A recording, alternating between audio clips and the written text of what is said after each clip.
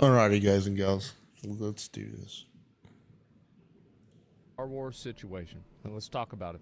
A lot of people are talking about it. I saw Young made a video about it. A note from the Jedi team on the PC version of Jedi Survivor Star Wars. This is a new Star Wars game that came out. How many of you guys played World of Warcraft in 2004? And you had a all-in-one Apple e-machine. And you went over to Ironforge and your average frame rate was in the decimals? Well, if you ever want any nostalgia, play Jedi Survivor on a PC. Apparently, it's pretty close. PC version of the game sucks big dicks. That's basically it. That sucks, They fucked man. it up. Big surprise. PC port fuck-ups of 2023. PC port fuck-ups of 2023. Let's see. The Last of Us, Wulong, Jedi Survivor, Wild Hearts, Forspoken, Callisto Pro. Oh yeah. Elden Ring. Elden Ring ran pretty well. The truth is, Elden Ring had like 3 slowdown areas. Elden Ring had issues. They fixed them, but like, let's not even compare it to these situations, okay? Like, these were fucking garbage. So, PC port fuck-ups of 2023. Right now we have Jedi Survivor. And that's the most recent one here on the list. And we'll go ahead and remove that. Just put the most recent one at the bottom there. So, it's been so fucking bad that people actually have had to, the people at EA, this is made by EA. The thing is with EA though, you've got to cut them some slack. It's a smaller studio. They're pretty new, so they don't really have a lot of experience releasing a game that's on console and also on PC at the same day. So it does make sense that obviously it's not going to be as good. But overall, I wanted to go ahead and show you guys what their statement was about the game, and we're going to read some reviews. Yes, about I'm it glad I after didn't buy this game, man. We are aware that Star Wars Jedi Survivor isn't performing to our standards for a percentage of our PC players. Yes, that percentage is probably over 50%, it seems. In particular, those with high-end machines or specific configurations. For example, players using cutting-edge multi-threaded chipsets designed for Windows 11 were encountering problems on Windows 10, or high-end GPUs coupled with lower-performing CPUs saw unexpected frame rate. Rest assured, we are working to address these cases quickly. While there is no single comprehensive solution for PC performance, the team has been working on fixes we believe will improve the performance across a spectrum of configurations. We are committed to fixing these issues as soon as possible, but okay, it means it's not going to happen for a while. Each patch requires significant testing to ensure we don't introduce new problems. Thanks for understanding, and apologies to any of the players experiencing these issues. We will continue to monitor performance across all platforms and share update timing as soon as it's available. So, and also, like, didn't they say that they were going to have an update patch yesterday on the 28th? What the fuck ever happened with that? Because that's what I remember seeing, because I thought I was going to be able to play it on day 1. Any sentence with but loses all meaning? Yeah. And so my response really was just fix it. Like, you got to keep in mind, just fix the game. Because I am not a developer. I didn't make this. I don't care how hard it is. I just want to play the game. So whenever you figure out how to do your job, let us know, and then we'll play the game that we gave you $70 for. How about that? True. I think this is a big problem. And I understand, this is what I think happens. Is that I think that these games are developed and they are made for console and then ported over to PC. I think this is obvious. And because of that, obviously, the PC port is not very good. This is what happens. I understand it, especially since console is such a massive market. I do not think that makes it... I do not think that makes it acceptable. Oh, what's up? Excuse me. Big It Lows. doesn't Sorry, I make it missed your accessible chat for a either, to be minute. fair. I'm messing And, around the with reason shit. why is because mobile is a bigger market than console and Yeah, I PC don't have my put light on together. right now. What do you want One to have sec, the I'll console turn it games on. be shitty because they focused on making it good for mobile? Abso-fucking-lutely not. So yeah, I'm very much kind of concerned about this whole situation, especially with how many fucked up games we've had for PC. Bro, we've been selling a lot. Speaking of PC, bro, guys, I'm gonna be real. Like, before you buy a Starforge, like, let's wait for this patch, because I don't want to have people buying a Starforge and then y'all play this game and then it doesn't work. Then you mad at us. Like, hey, like, I do not want to say. How's it going, Carlos? Like, I think Thanks it for will stopping run by, well. I think, right? But like, I'm gonna get the PC next week. We're gonna find out. And yeah, Starforge problem. Hey. That's it. So I just letting y'all know that. Number one, so there's that. Also, so we have, and like, look at this game, right? Last of Us. This is like a, what the fuck was this shit? Like a $60 fucking re-release of a game that came out like 6 years ago? Wu Long was like 60, 70, 10 years ago. So, this was 60, 70 bucks. It didn't work. Wild Hearts. This was, I mean, like, these are not. The thing is, like, whenever Bleak Faith came out and it was fucked up, everybody's like, yeah, it's like 3 dudes. What the fuck do they know? But whenever you have a massive development studio and like a multi-million-dollar 8-figure marketing budget for a video game, and you can't figure out how to get this shit to work, that's going to be a problem. You see what I'm saying? You got a whole crew on the shit. Yeah, exactly. Honkai did a better job. Yeah, they did. But the thing is also, like, I will be fair to Jedi Survivor. I think I was watching Charlie play this last night, and it was so therapeutic. He was fighting this fucking boss, and it was like he had to fight like these fucking Clone Wars droids, and then he would go down a hole, and he would fight a frog. And this frog, like, had, like, no downtime, never staggered. He was playing it on the hardest difficulty. The frog killed him in 1 hit. And he's sitting there fucking pissed. He's so fucking pissed. He's reading messages from chat. He had no idea, like, what to do. People are giving him advice. They're like, stand on the rock. He can't hit you. Throw your lightsaber at you. And he's getting mad about it. And, like, you know, he tries to be a lot more measured than I am, right? So, like, he tries not to pop off, but, like, I see it. I see it. I see it fucking coming on. And it felt so good to see somebody who's usually so calm, just to see them get fucking pissed. Oh, it was so good. So, whenever I probably get to that boss, we're going to probably have, like, we're going to have to end the stream for at least, like, 2 days. It was an hour? Yeah, it's nothing. It was an hour? Yeah, it was brutal, man. So, yeah, I can't wait till I get on that one. Anyway, so point is that Sophie, so many of these shush. PC ports are fucking garbage. I wish that these people would invest. Stop, like, I hate to say this, right? Stop paying streamers to play your fucking game. It doesn't matter how many streamers play your fucking game if nobody can play it whenever they buy it. Stop spending all your marketing budget. Stop spending all your budget on marketing whenever you're marketing a turd. Or just say, the thing is, like, if they had come out and they had said, hey, listen, guys, the PC version isn't ready yet. We're going to release an early access of the game, and then we're going to have a patch out later on to fix up some, some problems. I think everybody would have understood. I do, even if you had to buy it. It's such a bummer, man, that I'm saying, like, Star at Wars day sucks one, on the computer. They said, hey, we don't have the PC version ready. It is what it is. There's a million different configurations. Because I think that most of you guys understand this, right? That I'm fucking going bald, dude. Holy fucking fuck. processors. You have fucking like a graphics cards. You have motherboards. You have let's see, RAM. You have power supplies. I think these are probably the main 5 components that will determine whether a game runs properly or not. And everybody has different drivers. Yeah, no, you're totally right. Drivers. But, like, I'm talking hardware. That is hardware. And all 4 of those things can be totally fucking different. And, of course, they're going to struggle making it work for all of those configurations. Absolutely. I understand that. But stop releasing the game as if it's a finished product when it's not. Am I crazy?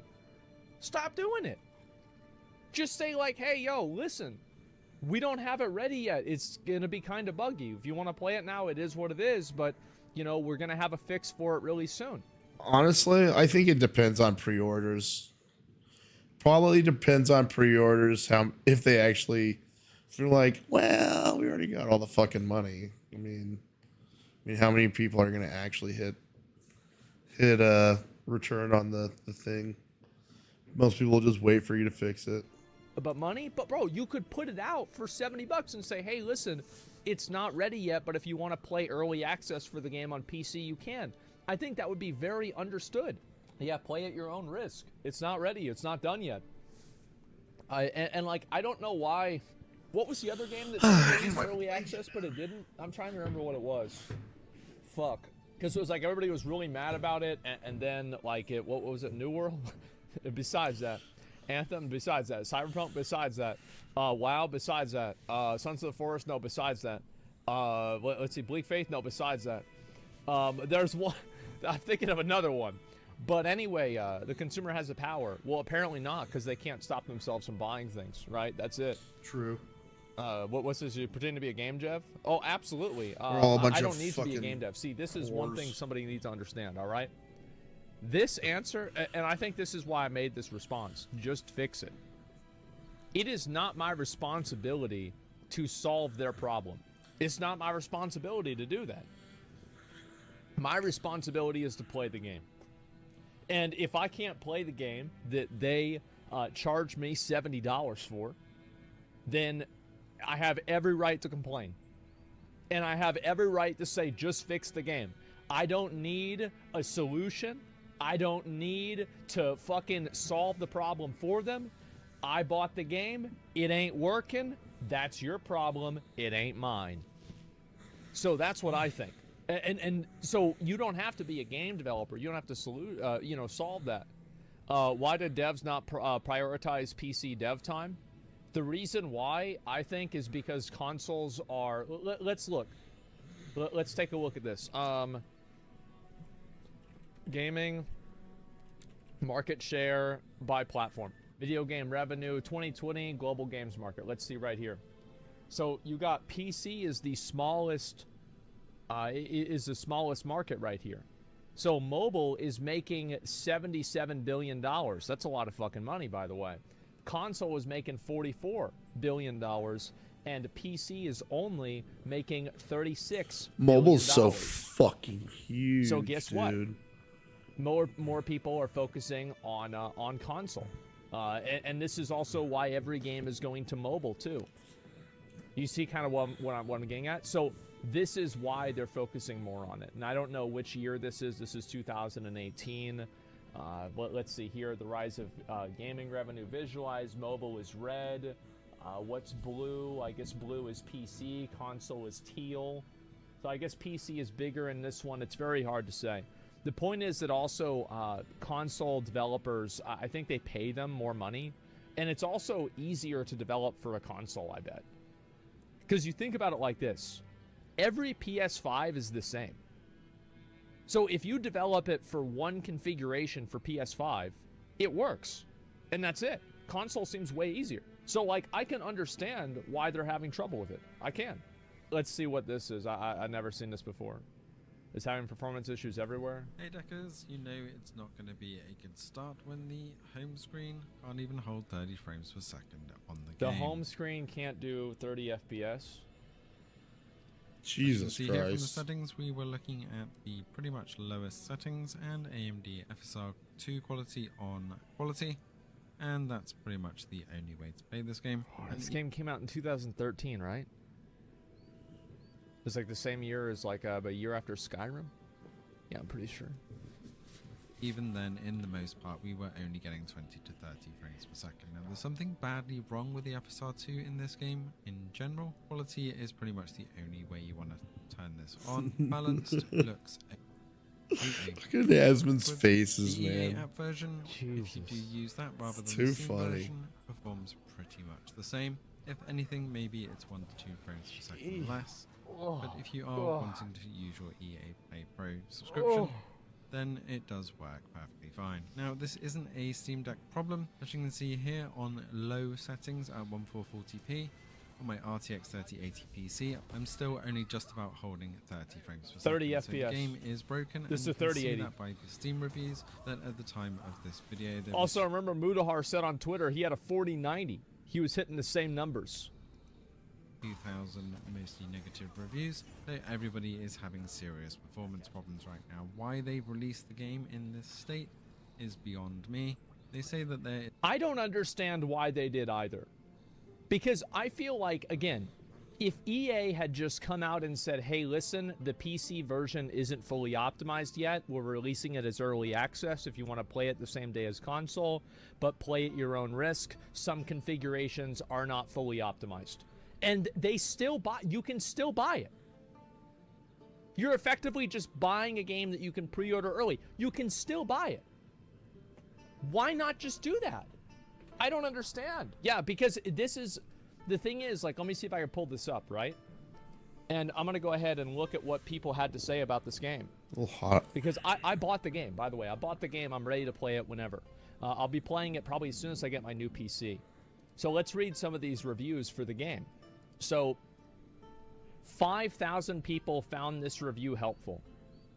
Star Wars CPU Survivor.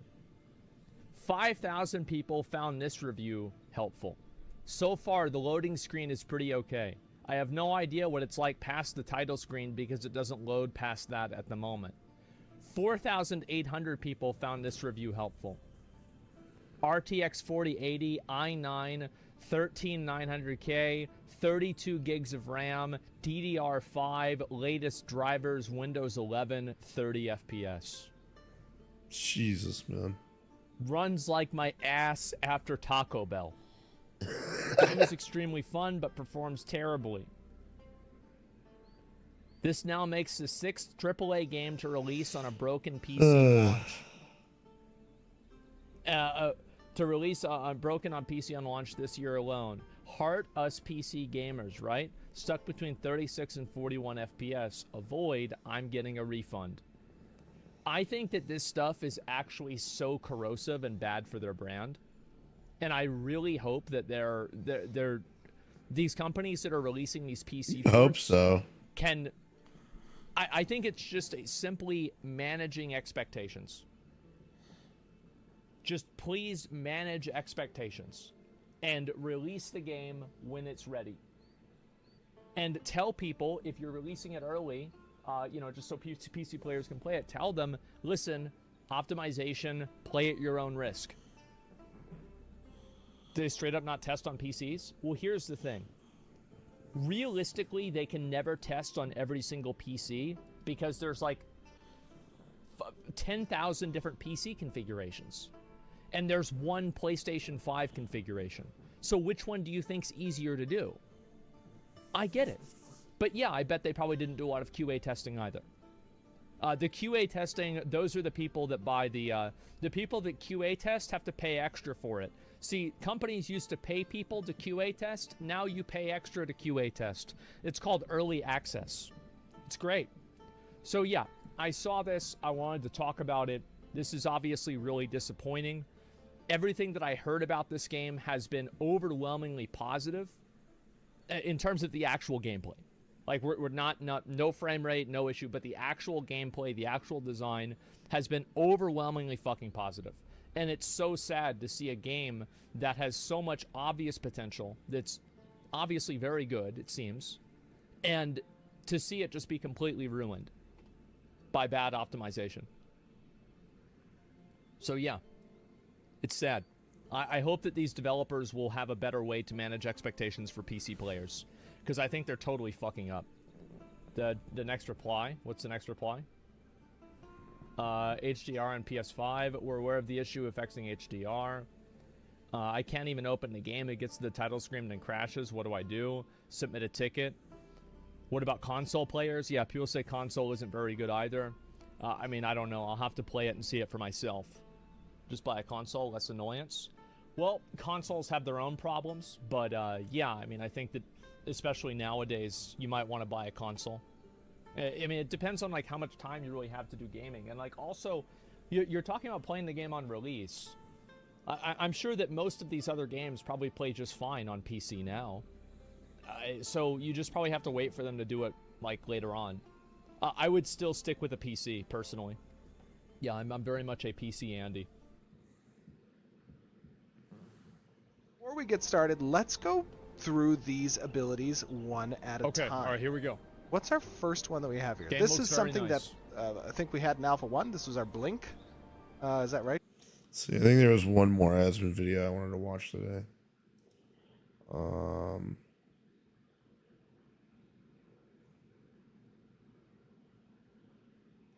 Yes, this. Super expensive vehicle. You don't get all the bells and whistles with it because it's capable of more. And Well, no, that's the thing is you see the advertisement on television or on a magazine or on the radio, and they say come in now and drive a Mercedes off the lot for 60 grand. And then you go there and you're like, I want my Mercedes for 60 grand. And they're like, well, if you want to drive a Mercedes for only 60, it's only going to have 3 wheels. And it's like, oh, so you want a steering wheel too? Oh, okay. Yeah, well, we're going to have to go ahead and work out your price. And, you know, you're probably looking at somewhere between, you know, it's like $88,000. Really. And so that's the way a lot of these things go. And so this wasn't enough for car manufacturers. This was not enough. They're going even farther now. you have to pay a subscription fee to get everything that it's capable of. Wow. Is that the right way to view this? Well, that's one way to look at it. Another way What's the other way? to look at it, the way Mercedes would say it, is that They're going to make more money. All right, how's Mercedes going to say it? Let's find out. Let's get Mercedes' perspective on why this is good for you, the customer. well, look, you get to customize your vehicle anytime. That's smart. Yeah, you get to customize it. Yeah, it's like you can customize your car. It usually has 4 wheels, but we allow you to customize it to 3 wheels. And if you want to pay to customize it back to 4, that's going to cost extra money. That's true. Yeah, you're paying for customization. Absolutely. Yeah, you customize it back to the stock. Exactly. You want. You don't have to buy everything all at once. In this case, look, the car. Yeah, that's true. It's just like games. You don't have to, bro, you don't have to have the 5-star characters. You know what Mercedes needs to do? I actually just thought of this. They need to have a thing where you actually don't know what you get. And they have like different bonuses for the car. So they'd have like, you know, for example, like imagine you buy a car and you pay $30 every month. And there's like it's a loot box, right? And so like sometimes it will, it'll give you like a message and it'll say, go to the Mercedes dealership. We're going to give you fucking European racing tires. Okay. And then other times it says it says like you can't use your radio for the month. Right. Cause like, you can't have, they can't all be winners. Right. And then there's another one that unlocks like a new sound system. And another one after that, heated seat. Yeah, exactly. So like sometimes if you roll a good one, you'll get a heated seat for the week. And like these can combo together or they can be nothing. And also, like, by the way, then in 5 years after this one catches on, they're going to add in the big microtransaction. And you know what that is? That's called a seatbelt. So if you don't spend $30 and you get the loot boxes and seatbelt, after there's like a hard pity system. So like after 10 loot boxes, so it's only $300 a month. You are guaranteed to get the seatbelt. But if you want to get it earlier, you can, and some people that are lucky do. Yeah, it's a Titan forged car. Exactly. got plenty of power to begin with. It's not like it's slow. Yeah, exactly. Like the free-to-play characters are good too. Yeah, like bro, you can beat the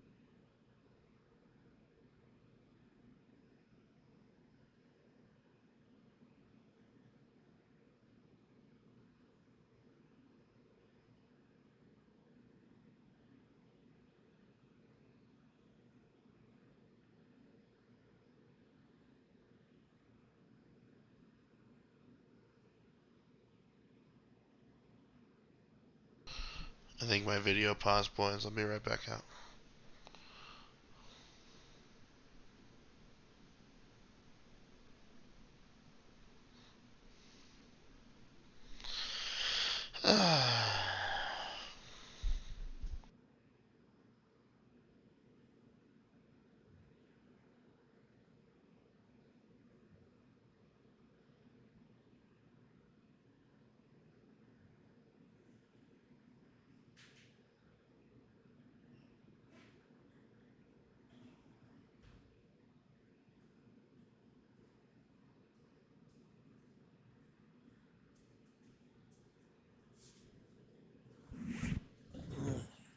It's okay. My asshole faked me out anyways.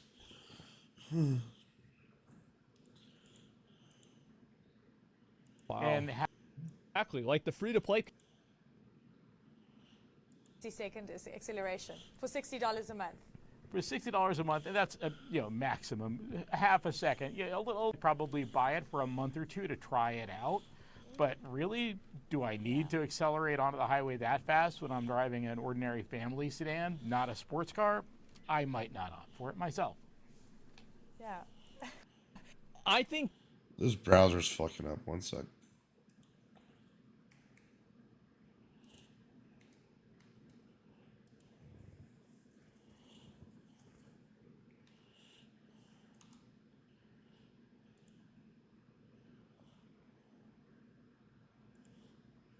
Expensive vehicle.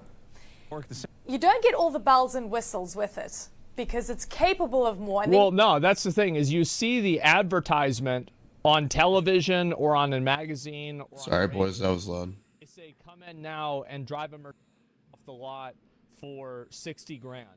And then you go there and you're like, I want my Mercedes for 60 grand. And they're like, well, if you want to drive a Mercedes for only 60, it's only going to have 3 wheels. And it's like, oh, so you want a steering wheel too? Oh, okay. Yeah, well, we're going to have to go ahead and work out your price. And, you're probably looking at somewhere between, it's like $88,000. Really. And so that's the way a lot of these things go. And so this wasn't enough for car manufacturers. This was not enough. They're going even farther now. you have to pay a subscription fee to get everything that it's capable of.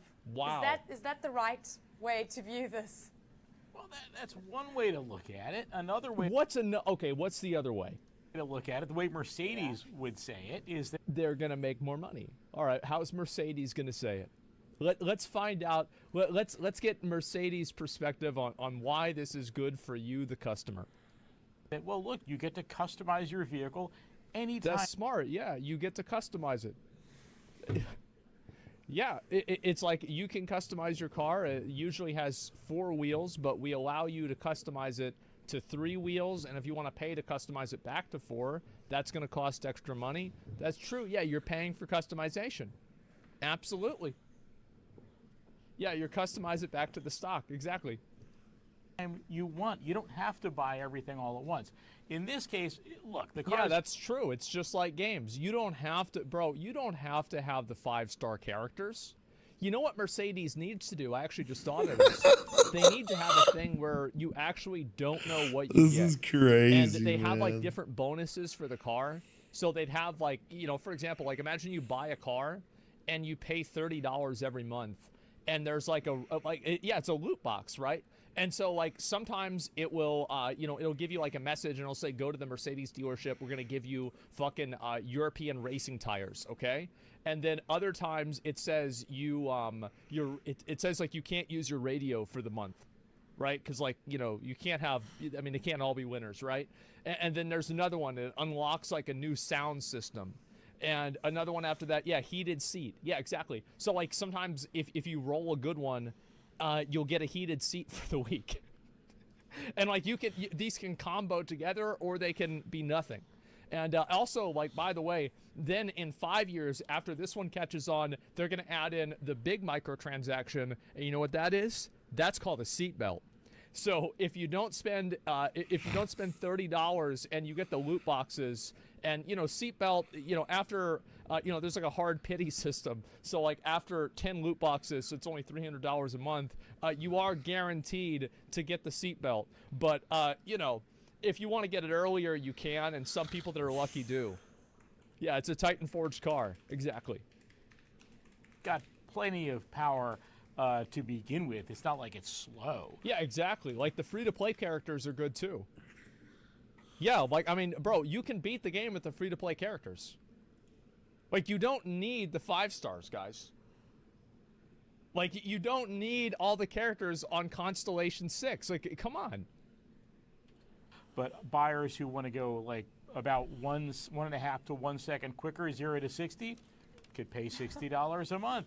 Wow. And have that little bit of So extra that's what power. you get. Hold on, you get 1 second decrease. You get 1 second decrease in 0 to 60 second acceleration for $60 a month. for $60 a month, and that's maximum half a second, a little bit quicker. I mean, a lot of people, me for instance, I to be honest with you, I'd probably buy it for a month or two to try it out. But really, do I need to accelerate onto the highway that fast when I'm driving an ordinary family sedan, not a sports car? I might not opt for it myself. Yeah. Hey everyone, today I'm going to show you how to use markers That's so in Premiere Pro ass. to help cut to the beat of music and make sure that all the I think this is so bad, by the way. I love memeing about this, but like, and this is not something, keep in mind, this is not something that the consumers can protest. Because people like this guy right here and other dumbos, see these, what is the average Other age of a dumbos, dude. Mercedes customer? 57 years old. Okay? I just invented that, but I'm probably not that far off. These people, they are not conditioned, like, this is like their first gotcha game. And so they're excited. They're thinking about it logically. They're like, is it really worth it or not? You know, it's like, should I actually buy this new character? Well, the banner's going to go away in 6 days, and like, who knows when it's going to come back, right? And so, you know, they got the kids with like Genshin Impact, and now they're getting the adults with Mercedes, and it's basically the same thing. And valid argument I could think of: people buy the bonus power, subsidize people who don't. Mercedes could set the base price lower. Oh yeah, I'm sure that'll happen. But the thing is with this is what my concern is that being able to accelerate your car very quickly, there have been a number of cases where I almost got in an accident, and the reason why I didn't hit another car is because I was able to accelerate out of the way of that other car. So locking down functionality, and like, how many of you guys have been in that case where like you have somebody like Very driving true. around you and you like have to fucking go around them super fast? Like, I had that happen a couple of times, and I'm very lucky. I've never been in a major accident, at least that I was driving. So I want to say that they are effectively locking potential safety features behind this. Because this is, again, like, it would be one thing if you designed the car and it didn't have this, because not every car can go 0 to 60 as fast as Mercedes can. But what I'm saying is that this is an example of a car manufacturer who is locking something that could potentially prevent a fatal accident on a subscription for no reason. Straight up. Like, that's what it is. And also, even if you think that this is not a good example of that, what do you think? This is going to be the only one? You know what I call this right here?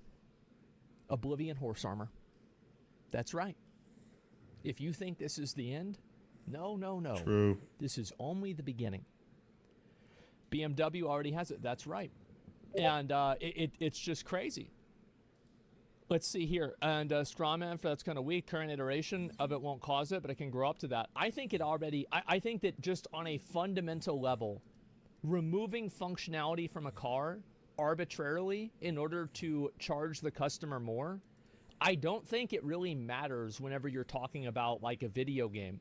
Because a video game, like if you die in Honkai Impact, you don't die in real life, or Honkai Star Rail. If you die in Lost Ark, you don't die in real life. But if you get in an accident in your car, you can die in real life. So this is a really big issue. And I'm amazed, like the government, like what the fuck are these clowns doing over at the fucking government letting this happen? You're asking if TikTok can go on Wi-Fi? Meanwhile, Mercedes is putting in pay to win? They're fucking, they're putting a battle pass on safety in a car? What the fuck are we talking about? Pay to live? It's insane, man. There's a wearable airbag. Pay to that'll stop live, working if you dude. don't pay a No subscription. kidding. Well, I don't know about that. Pretty sure that's always But how I'm it's talking been, about though. this here. Acceleration is not a safety feature, according to NHTSA. This is a different level of it, though, for sure. I don't care what some random acronym organization says. Being able to accelerate and move your car extremely fast to avoid danger is clearly a good and important thing. If it wasn't, move speed wouldn't be the most important stat in every fucking ARPG. You know why? Because you can move out of things more quickly. Every fucking game, being able to move out of things more quickly makes you less likely to get hit by them. And somehow we're supposed to pretend like this isn't true for cars? Get the fuck out of here. Of course it is. It could also be more dangerous. Well, then don't buy the car. Same for animals. Yeah, it's just crazy.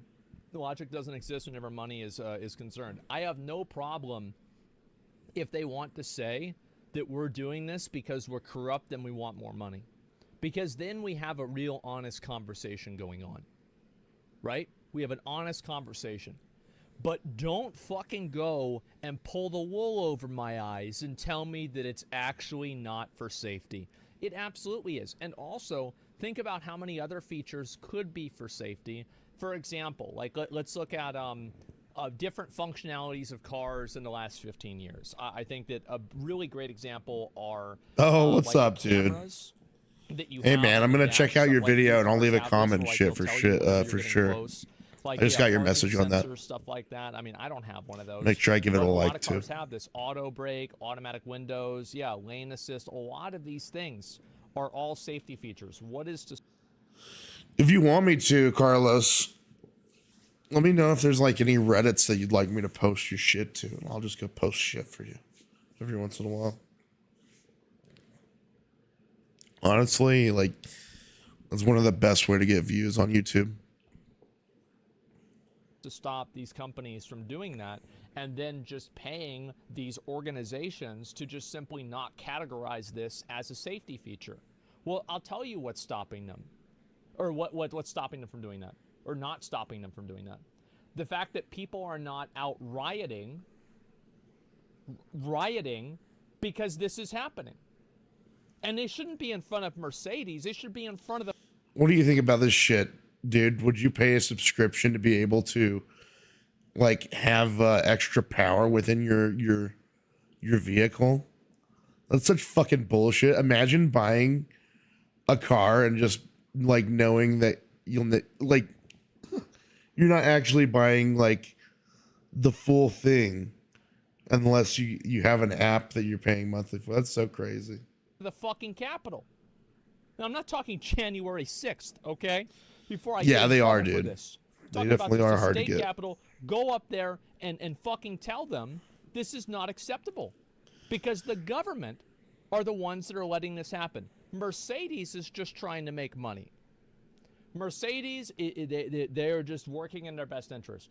The government is what It's lets this fucking happen. crazy, dude. That's it. And this is the job of the government, not the people. Exactly. Actually, to be Yeah, fair, the I government needs to think take me and Kaylee have an app that we get like for free for the first 3 years, and then we have to pay for it. You're probably right, motherfuckers. And it's a VW, but we don't have to pay for extra horsepower, at least at this point. Unless they patch that shit. take care of this. This is so bad. Like, I think that just in general, like, where would I draw the line on this? I think it's very simple. You can't lock functionality of a car. You can't simply lock it for no reason. Like, just to make more money. So, like, if the car has that functionality built into it, that functionality has to be unlocked by default. And you can't charge extra money for it. You can't charge a fee for it, anything like that.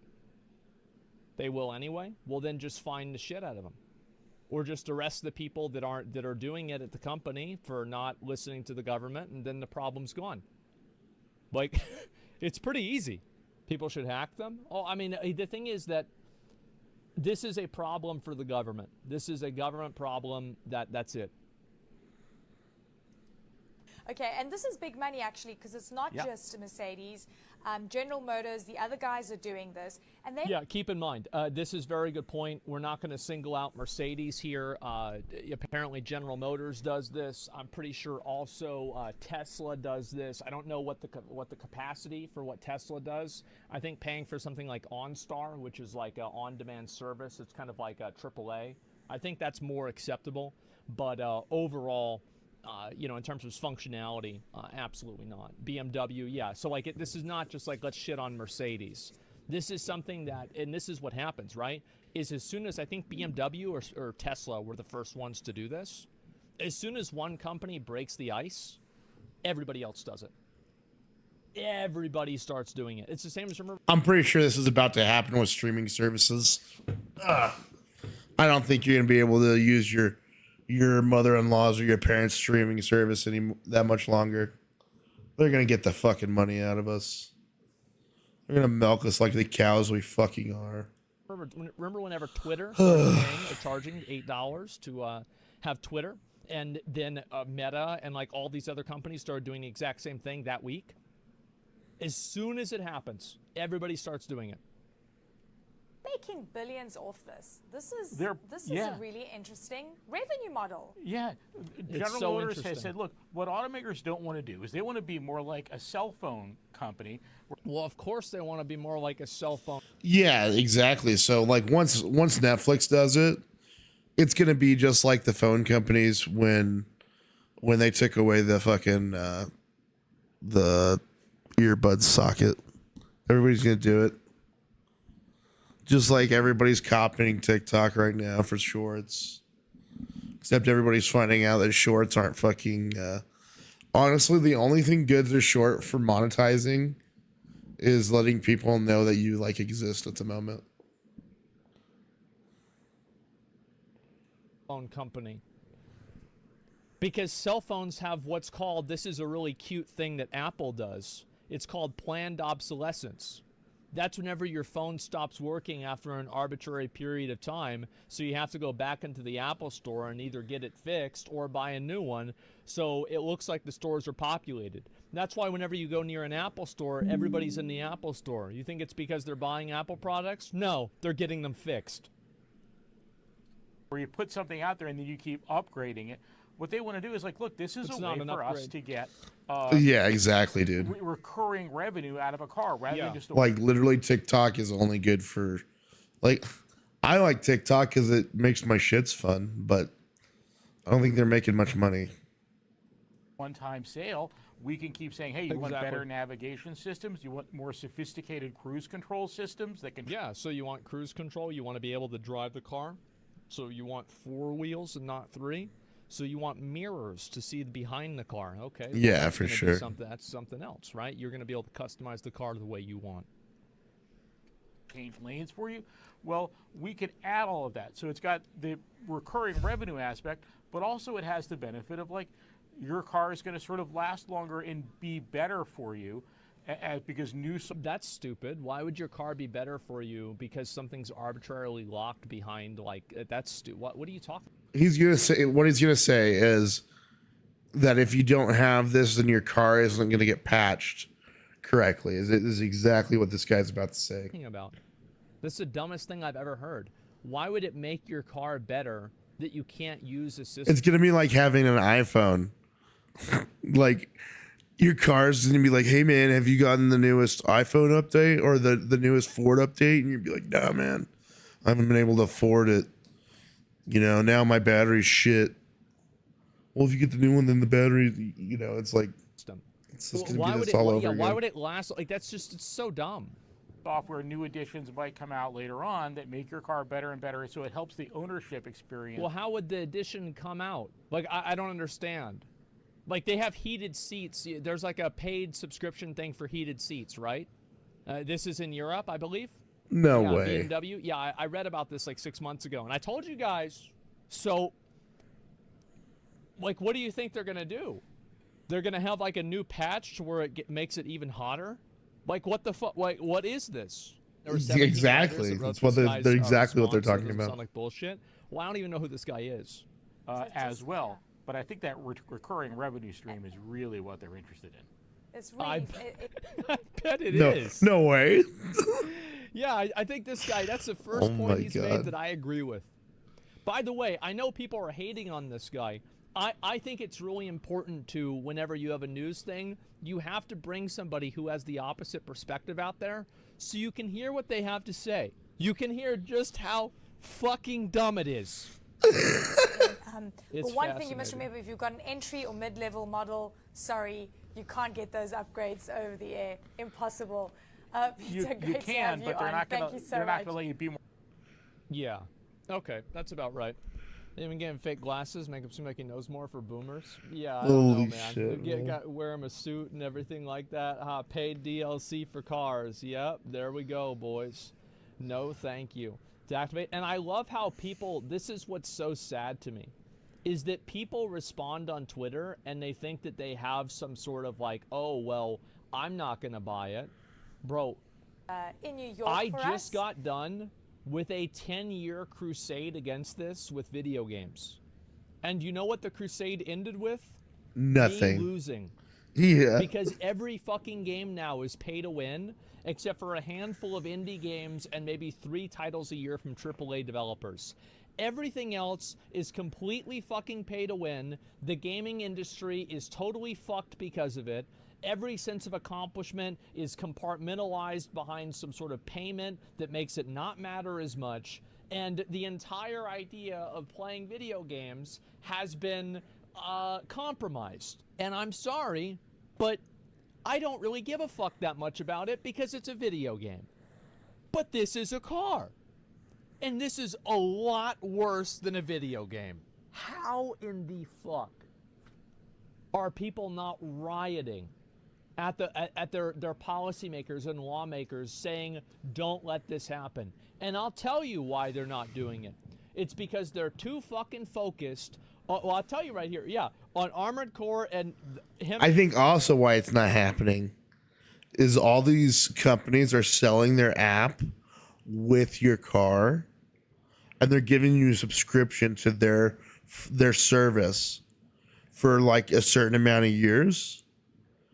And then once you get used to it, or once they improve it, then you're gonna want to keep it to keep your car on the best new patch. That's so fucking crazy, dude. Chemical. That's fucking why. That's why the young people aren't focused and the older people aren't focused, because they think Tucker Carlson got fired from Fox because he exposed the lizards that run the world. Holy shit, man. I'm losing my fucking mind. What a time to live. I wonder if by the time it's like, maybe think about it like this, right? So here's an airbag. So the thing is, if you don't have airbags, the car crash will just kill you. So you don't have to worry about going to the hospital, having to pay extra bills, having to, like maybe have a disability, having to recover. You won't have to worry about any of that because you'll just be dead.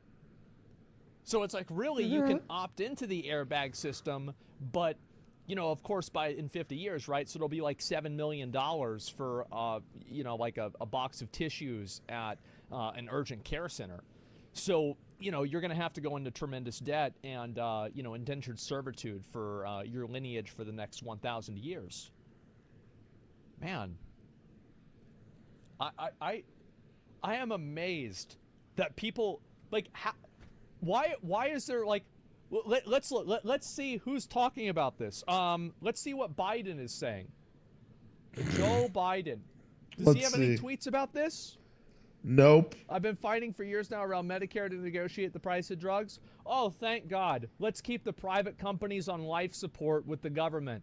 That's so great. Thank you so much, Joe Biden. This is really helping us. How about fucking single-payer healthcare like every other developed country? Fucking moron. Investing in America agenda is rebuilding the economy. Uh-huh. Yeah, so there's just a bunch of nothing.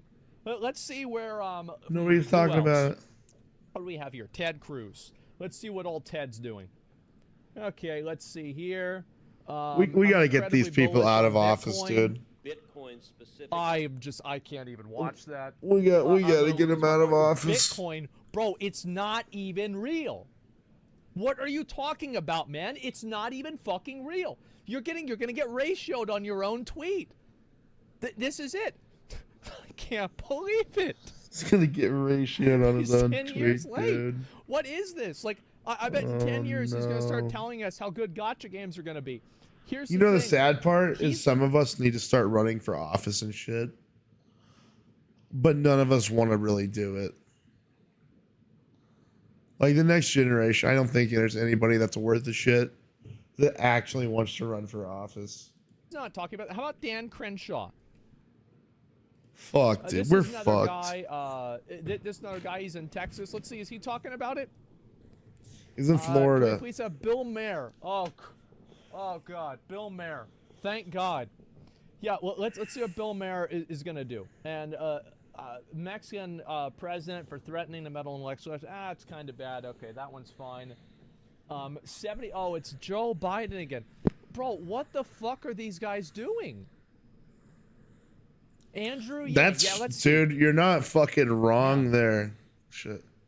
I am amazed that people to go into tremendous debt and to the hospital, having to pay extra bills because he exposed the lizards that run the world. All right, we're right there. Yeah, I'm dude, losing my nobody fucking can afford mind. that shit. I wonder if by the time it's like, maybe think about it like this, right? So here's an airbag. So the thing is, if you don't have airbags, You know, I was talking to my very Christian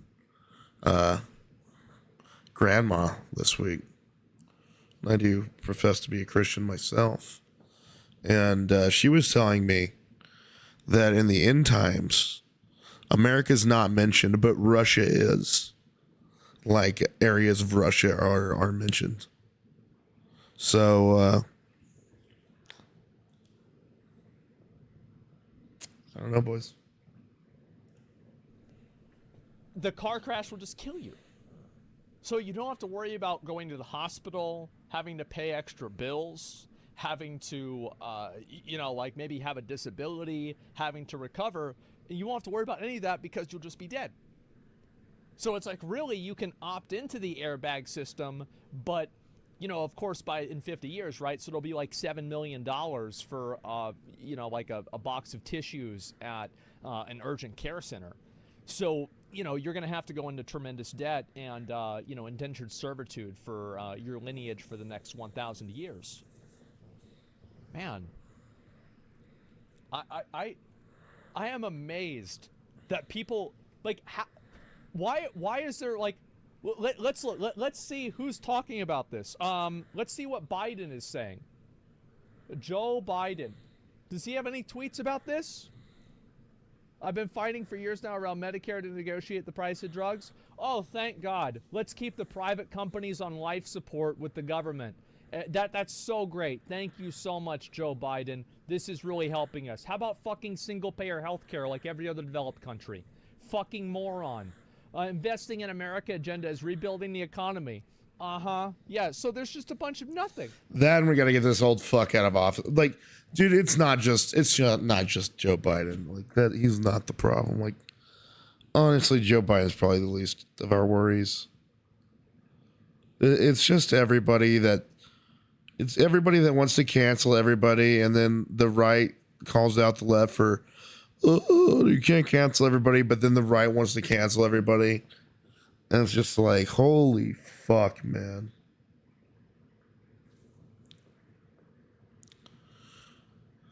The middle's gonna have to split or do something, dude. Let's see where, Maybe we just take over Russia. Fucking take the homeland back. who else? What do we have here? Ted Cruz. Let's see what old Ted's doing. Okay, let's see here. I'm incredibly bullish on Bitcoin. Bitcoin specific. I can't even watch that. I'm gonna lose my Bitcoin, bro. It's not even real. What are you talking about, man? It's not even fucking real. You're gonna get ratioed on your own tweet. This is it. I can't believe it. He's 10 years late. What is this? Like, I bet in 10 years he's gonna start telling us how good gotcha games are gonna be. Here's the thing. He's not talking about. How about Dan Crenshaw? This is another guy. This another guy. He's in Texas. Let's see. Is he talking about it? Can we please have Bill Mayer? Oh God, Bill Mayer. Thank God. Yeah. Well, let's see what Bill Mayer is gonna do. And Mexican president for threatening the metal intellectuals. It's kind of bad. Okay, that one's fine. 70. Oh, it's Joe Biden again. Bro, what the fuck are these guys doing? Andrew Yang. Yeah, let's see. Yeah, what's Yang Let's up see to? what Andrew Yang is doing. Let's see what he's doing. Here we go. Okay. America is insecure attachment. That's kind of decent. Future of work. Okay, this is relevant. Okay, this is just about some fucking sports shit, I guess. All right. This one's not really quite as bad, but there's still nothing about it. AOC? Where is it? There we go. I thought I followed her. Dude, this is a huge fucking problem, and he's right. Nobody's fucking talking about it.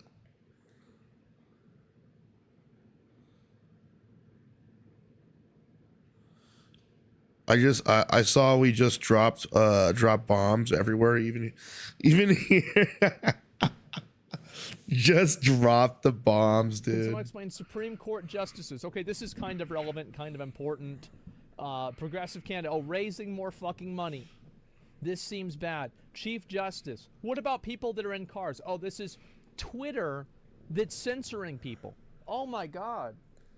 No way. Oh Again? my fucking god. Because it isn't new. I remember Mercedes doing this like 2 years ago. I'm losing. Do Trump, brother. Do Trump. Check on Trump.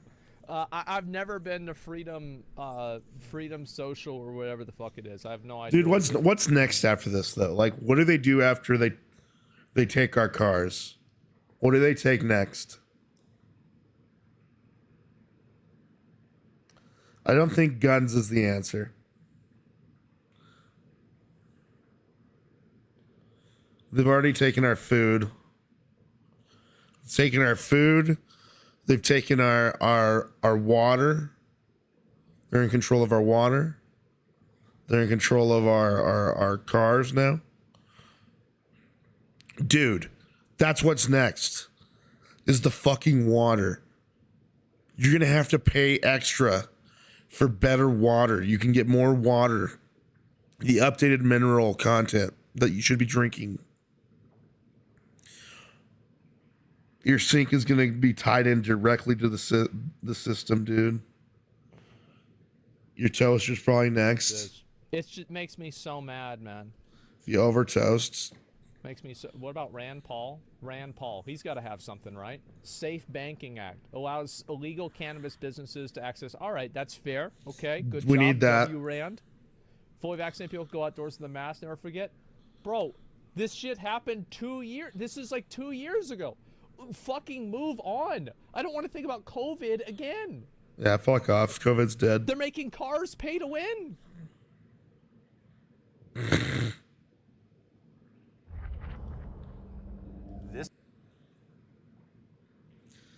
They're making cars pay to win, man. What a shame. I do want to watch that one later.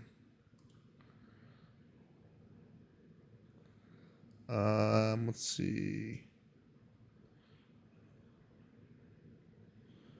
There was one video I saw earlier I wanted to watch.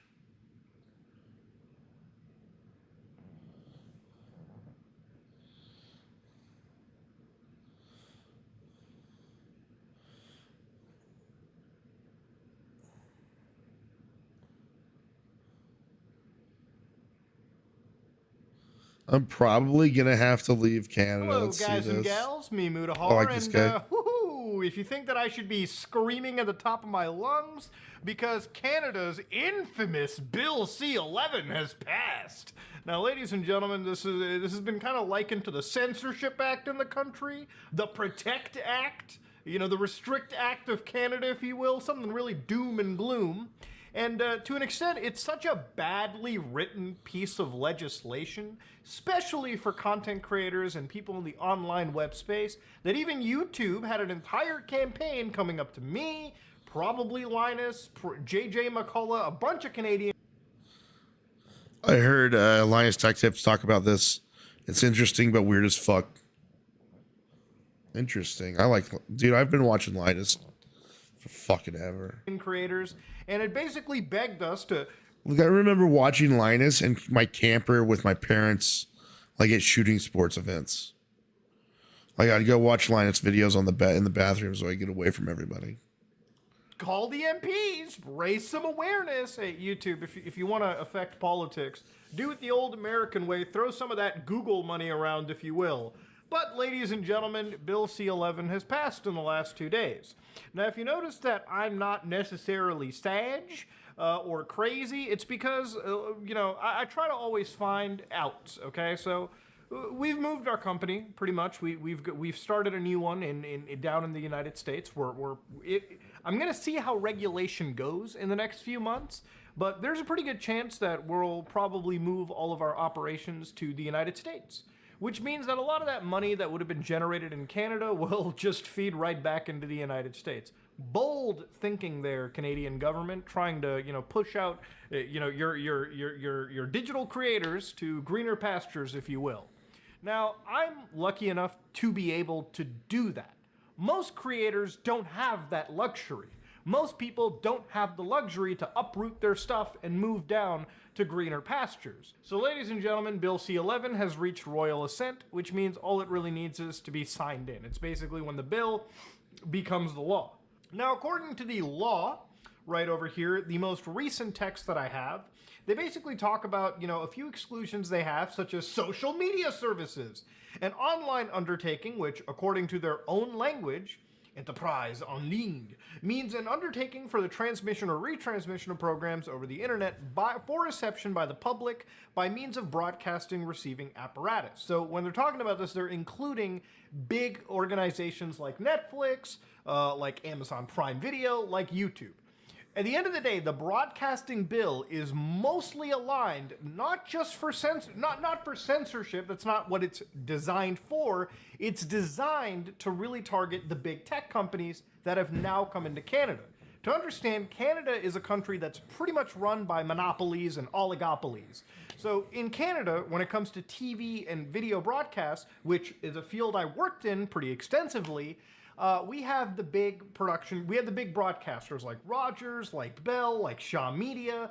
A lot of these guys have been in Canada since the beginning, and unfortunately for them, a lot of these American companies like Netflix, like YouTube have come in and absolutely given a whole variety of options for Canadians.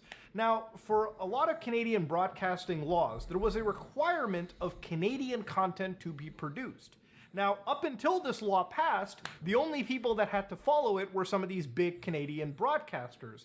Not YouTube, not Netflix, not Spotify, not these American tech companies.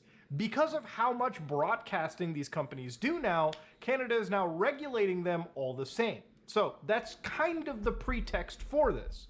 So according to this law, when it comes to social media services, an online undertaking that provides a social media service does not, for the purpose of this act, exercise programming control over programs uploaded by a user of the service who is not the provider of the service or the provider's affiliate. So this amendment is actually pretty good, and it's the reason why I think YouTube has not really been saying anything ever since this bill has passed. But to give you a quick idea of what this effectively is doing is, obviously YouTube is an online undertaking. It's a broadcaster. If you go to YouTube right now, you can buy TVs, movies, whatever you want. That is technically what they want to regulate. They want to push more Canadian content in that category for average users. So when they say it's uploaded by a user who is not the owner, so basically people like me, I don't own YouTube, I upload to it, or even an affiliate, which is actually good wording because it could mean like, hey, I am partnered with YouTube, right? But that doesn't mean that I own YouTube. I'm just, I guess you would say, a loosely worded affiliate. And the same would go for a TikToker. I think the same would go for anybody who's on a platform that offers revenue sharing, which I think is a good amendment, but there is one piece later on in this entire legal document that kind of throws everything up into limbo, if you will. Again, the problem with laws like this is they're so vaguely written, all right? And again, it's not easy to be hyper definitive when it comes to legal matters, but you know, it's tough. Well, let's go look a little bit further into it, but for now, this is actually a pretty good amendment. Now, the really scary part about this is YouTube is telling us, Canadian creators, that this can affect the algorithm forcibly. Right now, the way that the recommendation system works is it picks the perfect content for you to watch. Even if you're not signed into YouTube, you have a digital footprint on the site. Your cookies, your browser fingerprinting, basically all the videos you watch here all tally up and create a profile of you. YouTube recommends what you are most likely to watch. So the reason why this is bad for creators if the government gets involved is YouTube and a lot of these companies like TikTok invest millions, billions of dollars into making the perfect recommendation systems. So when YouTube recommends you my video, it's because you're probably more likely to watch me over somebody else, even covering the same topic. And again, this is a purely merit-based solution. YouTube wants it like this, not because they're trying to help me out, but because they want you to be on their site for hours a day. You ever wonder, like, damn, I've been browsing shorts or TikTok or watching YouTube videos for 5 hours. That's because YouTube is giving you the content you want to watch on autoplay or the recommended, so you keep dumping hours of your life into watching their videos. Because the more YouTube you watch, the less of their competitors you watch, and the more ads you watch, and the more money you generate for YouTube. And the better you make the algorithm. Goal of this situation. Yeah. So again, when the government gets involved, what they want to do is promote people like me to more Canadians. Now, the reason this is bad is if I'm artificially shown to Canadians who don't want to watch my videos for whatever reason, then because they won't click on my video, I get punished internationally. Now, Canadians have never gotten the benefit from the Canadian Media Fund or content or whatever in a broad scale. We've always been competing on our own. So for the government to get involved and try to protect us is fucking meaningless, and we don't really care for it. Any Canadian creator that's falling for the Kool-Aid doesn't actually understand how bad this is. If you want to succeed in the global village, you have to compete with the global village. So again, let's go back down into here, okay? So ladies and gentlemen, we're going to look into further acts of this law. So for instance, right over here, they actually tell you paragraphs in 7, they tell you programming.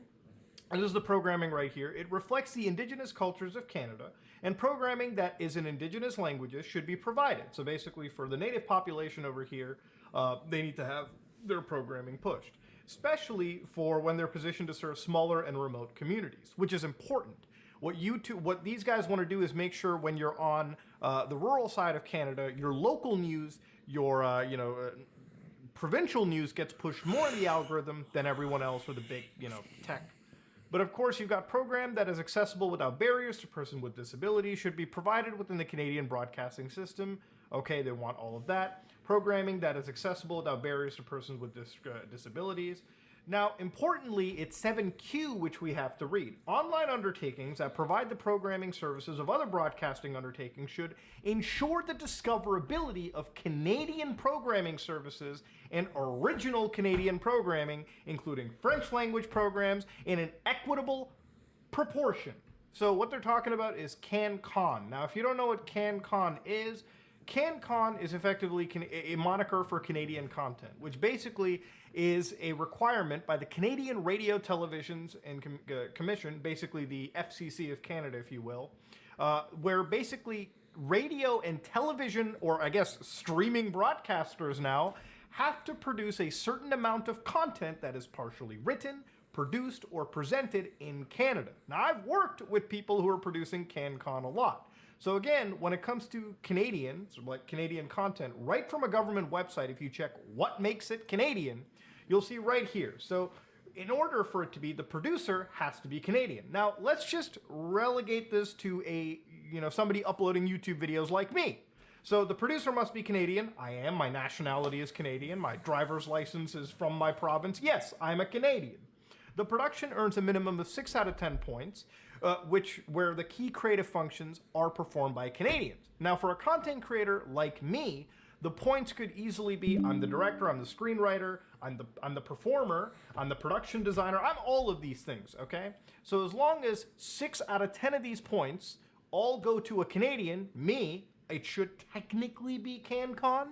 Now, of course, at least one of either the director or screenwriter positions, or at least one of the two performers, must be Canadian. These are roles you cannot give to an American or anybody that's a foreign national. a minimum of 75% of program expenses and 75% of post-production expenses are paid for services provided by Canadians. So if I'm running my own company and I'm paying myself to edit videos, then yes, I could argue that 100% of that post-production money went to me. That's not including people I'm subcontracting or people that I'm hiring for different stages of the production that are outside of Canada. That works against me. Now you might be like, wow, is it that simple, Muda? No, it's not. If you look at Linus Tech Tips, recently he was talking about with the WAN show when they were talking about tax credits and whatnot. And I've worked with Canadian tax credits. So basically the CPTC, which is a Canadian Film and Video Production Tax Credit, is basically an entire system within the Canada Revenue Agency that we use to basically submit and get some of our money back in a refundable corporate tax credit.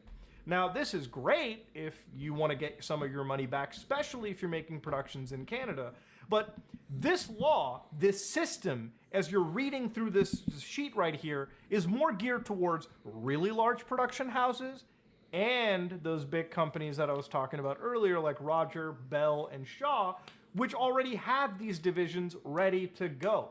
Your average creator is not going to be able to do this because of the fact that they don't have their own companies, they may not have the money to hire lawyers and accountants to do all of this, and even if they did, it'll take years, especially for somebody who's making content like me, to have everything ready because the onus of paperwork is so heavily stacked against you that you're going to be spending a lot of money before you're going to be seeing the fruits of your labor, so to speak. So the entire Canadian, content system, the Canadian content, the tax credit system is all designed to work in conjunction to basically push if content is Canadian enough. Now, again, I don't believe, based on the law or the wording, that the online undertaking is including, people like me and you. If that was the case, obviously, most of us would not have the ability to get this going. But again, Canadian media companies may be present into it, broadcasting agencies, we'll have to see in the next coming months. But what this law or this area is trying to address is YouTube and Netflix and Spotify and a lot of these American tech companies now have to also produce Canadian content in the same manner as the broadcasters here. Now, this also brings another question into this. If it costs more money to operate in Canada and deal with these restrictions, what if Netflix or Amazon or Spotify or even YouTube says, forget it, we're just going to pull out of the market, right? That, from what I'm understanding, business-wise, that could be a possibility. If it costs more money to operate in Canada, and it costs a lot of money to also operate these regulations, because, again, a lot of the established companies here already have the frameworks in place. But for Netflix, for YouTube, unless they're already preparing now, this could be a massive headache for some of these organizations, especially for Spotify, because they're pretty much, the biggest radio broadcaster in the world at this point? So, yeah, this is not going to be an easy fix, an easy situation, and I could see that some smaller companies, maybe not YouTube or Netflix because they got so much money to burn, but some smaller agencies might think it's easier to leave the market and just stay to the States. Because even if you look at the population of Canada, again, we're less than the entire pop of California. We're not a massive country. So again, I don't know what the government is expecting trying to put the vice grip like this, but we'll have to see. So looking into section 4.2, which is regulations onto it, for the purpose of this paragraph, the Commission may make regulations prescribing programs in respect within this Act applies in a manner that is consistent with freedom of expression. So, in 2A, the extent to which a program, so again, up here they said non-application, which is a social media services act, does not apply in respect to online undertakings, whose broadcasts consist only of programs in respect to which this act does not apply under this subsection. So the extent to which a program uploaded to an online undertaking that provides a social media service like YouTube, like TikTok, Facebook, directly or indirectly generates revenue. So yes, your YouTubers make money, TikTokers make money. People, if I upload my podcast or some ordinary podcast to Spotify and we make money, this would theoretically fall under this regulation. The Commission could consider that. The fact that such a program has been broadcast in whole or in part by a broadcast undertaking that is required to be carried on under a license or is required to be registered with the Commission but does not provide a social media service, and the fact that such a program has been assigned a unique identifier under an international standard system. So because of the vagueness of 4.2, it's what a lot of these like coalitions are calling out. This would still broadly provide powers to a vast majority of content that is uploaded to YouTube, Spotify, or TikTok. It could be regulated. That's the problem. And if it's regulated, what they mean by that is it could be affected in the algorithms, which, like I told you earlier in the video, is ultimately a net negative for the average Canadian, content creator. If anybody is feeding you the Kool-Aid that says this helps you because, hey, more Canadians are going to hear about you, remember, you're in the global village. If the government regulations, if the government, approved, recommendation system works against you, you're losing in the global village. For us creators, it's a bad situation. Let me explain just in terms of numbers that most people can understand. Canada has a population of 38.25 million as of 2021. And of course, California, the state of California, has a population as of 2013, 40.2 million, still larger than all of my country. So again, obviously, when it comes to the breakdown of my channel metrics, it's the United States, which is my most viewed country, the United Kingdom. Canada probably comes at number 5. And if Canada, if that small percentage could affect me in the overall village, I'm losing. That's the problem here, and that's why Canadian creators are a bit worried. Now, I assume if I move to the United States and I move my YouTube channel to a US-based AdSense, a US-based service, I would be out of the Canadian algorithm or out of the regulation rather, and I would be treated as an American. Now, for Canadian creator or Canadian viewers, Canadian content consumers, you might be like, how do I get the algorithm I want? I'm pretty sure if you use a VPN service, you'll probably be able to skirt outside the government regulation, provided your account obviously isn't set to Canada. That might be the only way you can get out of it. And generally, I think I'm scared in the world that's coming at us, because if we're going to need VPNs to bypass government regulations and government monitoring and government then eventually they're going to alterations of our regulate social VPNs. media feeds, it's a fucked up world we're living in. And, Canada still doesn't worry me because I don't think the population of viewers is high enough to truly affect the metrics. But if a law like this passes in the United States, then we're all uber fucked. If this passes in the United Kingdom, if a law like this gets drafted, we're all fucked. That's the ultimate issue. The internet, of large, especially when it comes to social media services, is headed in a bad place if countries start regulating it like this. Now, of course, I'm trying to be calm and I'm trying to explain it in the possible way. This situation has become so politicized that, again, I'm just trying to give you the facts of the situation. No, this isn't a censorship bill, but the broadness of the bill can affect what you do see in your feeds at the end of the day. And regardless of what the liberal government is going to tell you, broad laws like this are bad. Now, of course, the conservative government of Canada will tell you this is a fucking way of censorship and control and government surveillance, and it's not that deep. You really have to read the law, and you really have to see just the broadness of it. That's the real bad part. Hopefully there's some emergency meetups. Maybe they can get some things amended. Look, at the end of the day, Canadian politics are truly a cancer of its own. Living in Toronto my whole life, I've never, especially in the last couple of years, I've never met anybody that likes Trudeau. I've never met anybody that likes Ford. Never met anybody that likes Singh. Never met anybody that likes any of these parties. I feel like a lot of these political groups are way too out of touch, and the only reason we vote for them is to just get our cultural push, if you will, our independent cultural desires into the country, and it really does show. Laws like this that are broad, that if I have emailed all the MPs that I could, everywhere, none of it ever matters. Now, I don't even disagree with the idea of Canadian content necessarily. I mean, yes, the American media machine is so large, it can dominate entire countries around the world. It's one of the biggest pieces of conquest that America has.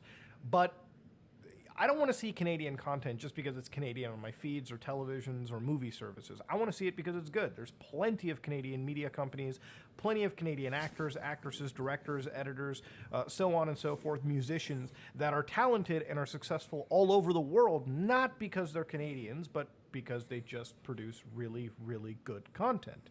And I think for a lot of YouTubers out there, which, you know, may or may not be affected, given at least that one vague amendment of the law, look, there's a niche that is filled for everything on the internet. We're a global village now, and again, this law really does feel like it's designed to appease a lot of these former legacy media companies that are kicking up to politicians. Because at the end of the day, a politician is like a fucking fancy beggar in a suit, all right? As long as you pay them enough, they will definitely swing towards your side. But at the end of the day, this is like old legacy media trying to throw its last final death throes before it ultimately does die out. You know, this is the age of the internet, a future age where, you know, your content creators are, you know, they're more personalized, they're more geared towards you. And if you want to find certain pieces of content on the internet that wouldn't have existed 10 years ago, you got it now. But ladies and gentlemen, weird Bill C-11.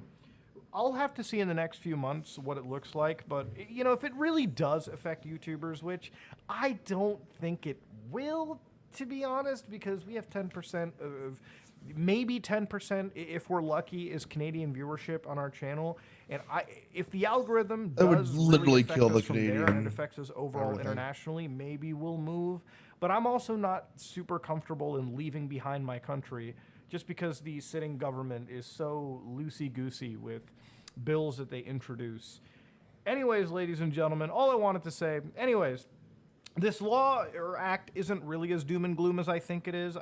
You know, there's a reason why Google and YouTube have started talking about it. We'll give it a few months, all right? We'll let them cook, so to speak, and we'll see how things go. But, you know, if I do go down to Texas, then I will be doing tons of Texan-related content, okay? Like, you know, full range days and all the good stuff you would expect out of the old deserts of the southern United States. Yeehaw, buckos. Anyways, ladies and gentlemen, this is me, Mutahar.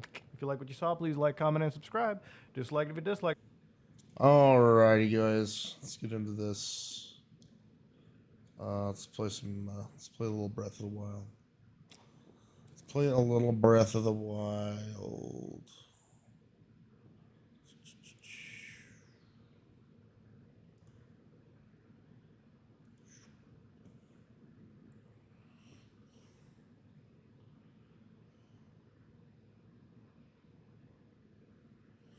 Okay.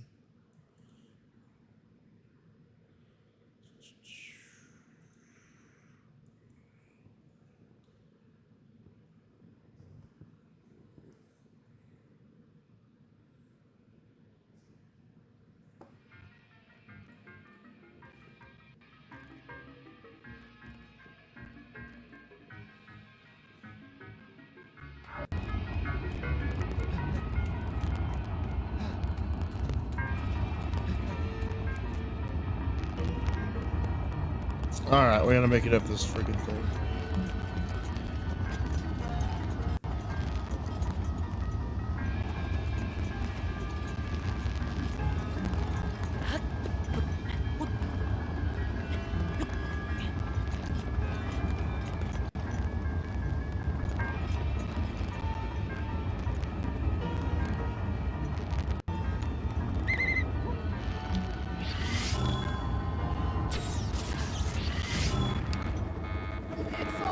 Fuck. Fuck.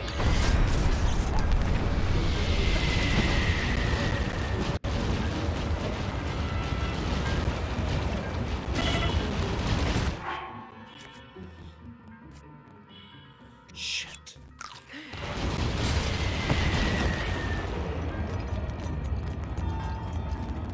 Is it over? Come on, buddy. Let's go.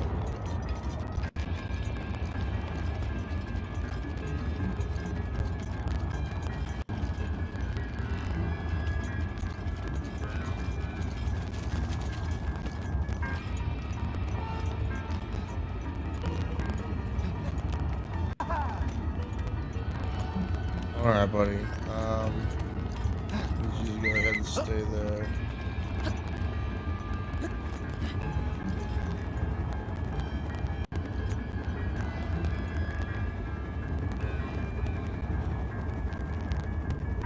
One second, boys. I'm gonna try something.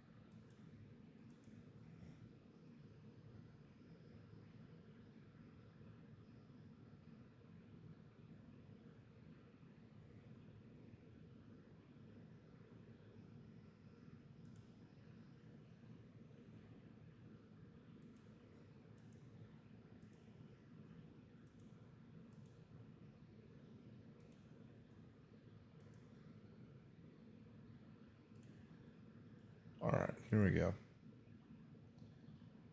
Hopefully this is a little better.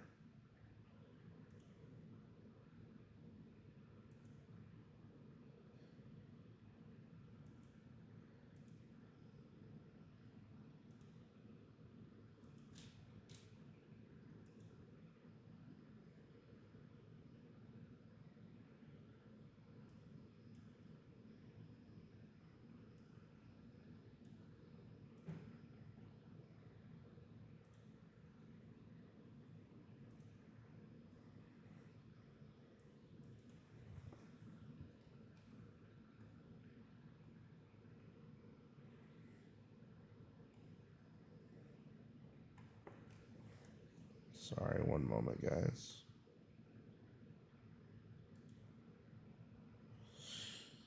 Um,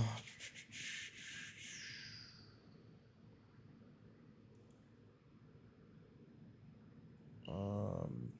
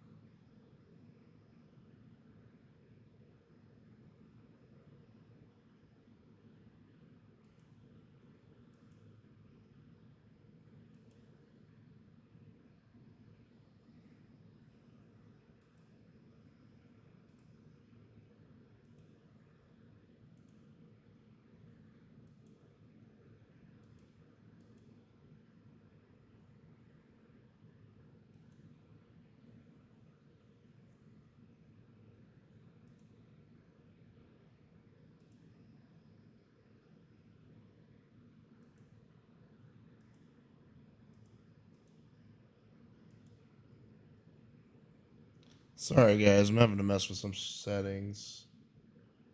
Um, just give me a minute.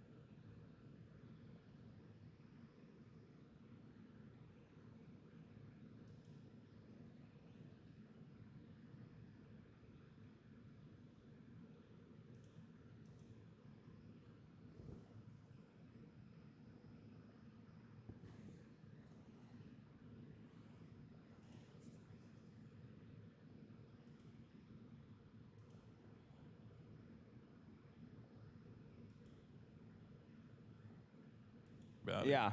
David Gomez for 5 says, is it all right if I start? All right, that's fixed. There we go.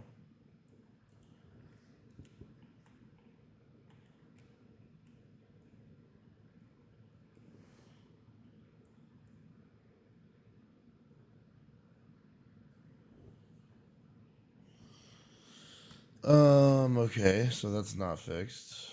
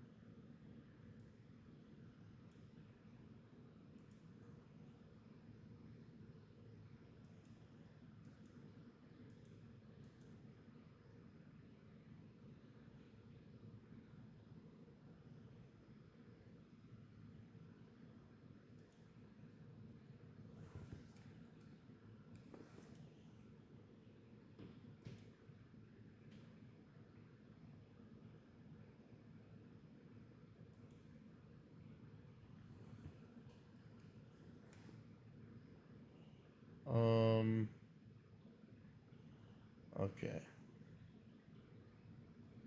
So.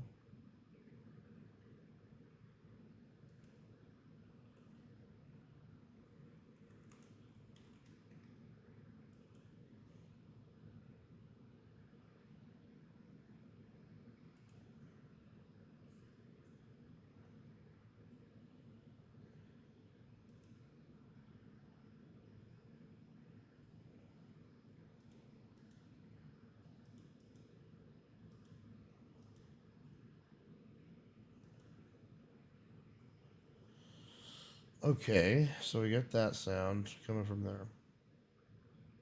So now.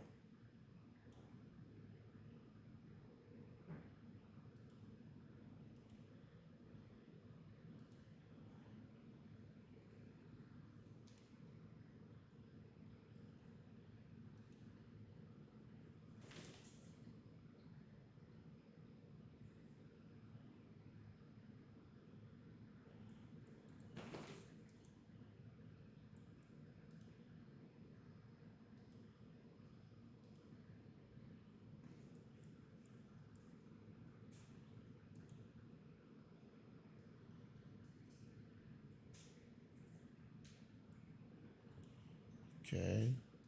Okay, that's working. Okay, I think I got it. Sorry about that, boys.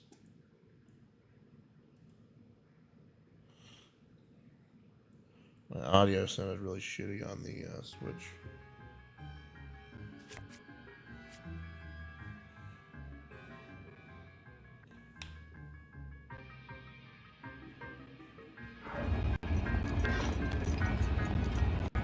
Look.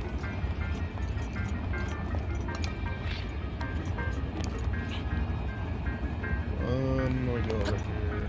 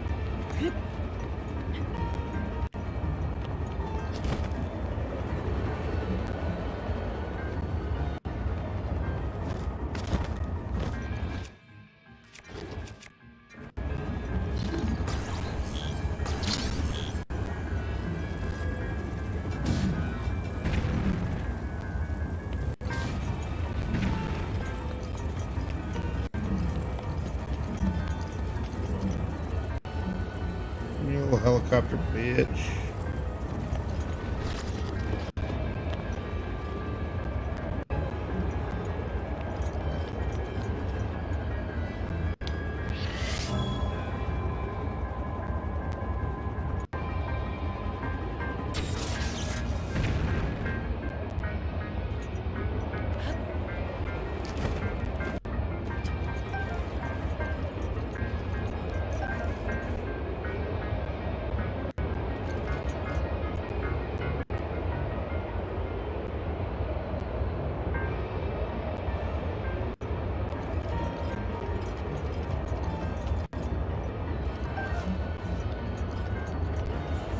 All right, we got these big boys up here, so let's see what we can do.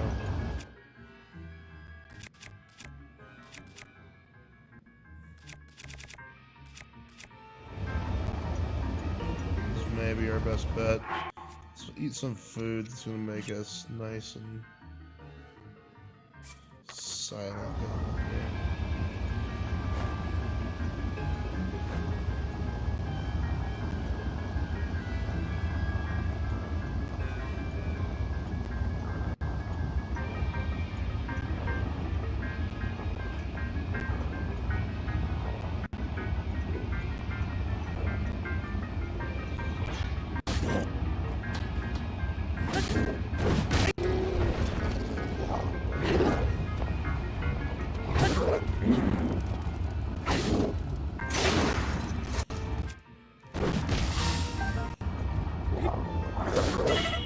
Fuck.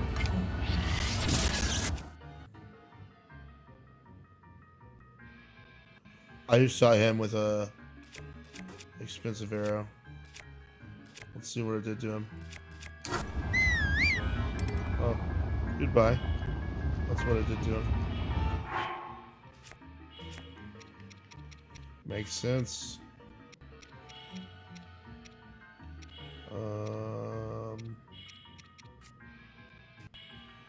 Just need some food.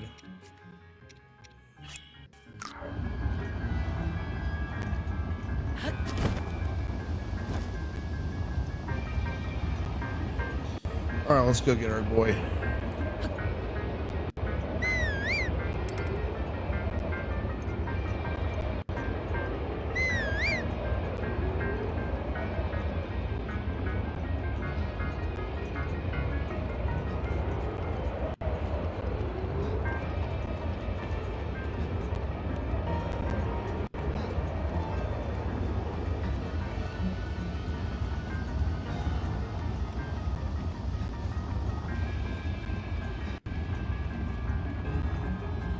All right, buddy, let's shoot you off again.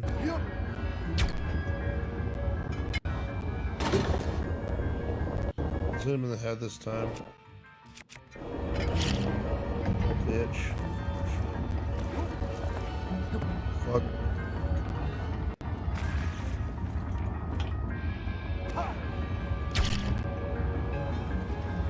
Alright, get lit.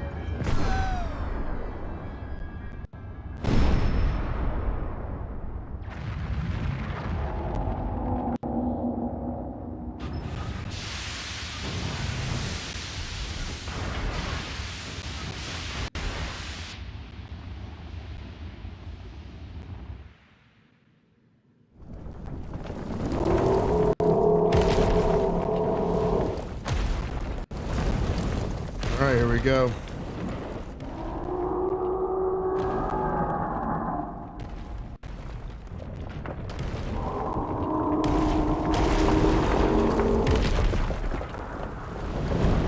Oh, buckaroo.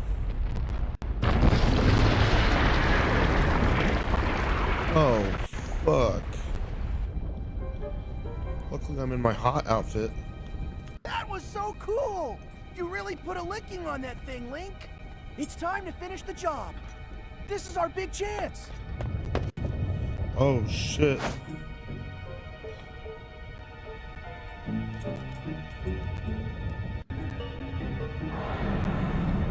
Come on, buddy, you coming?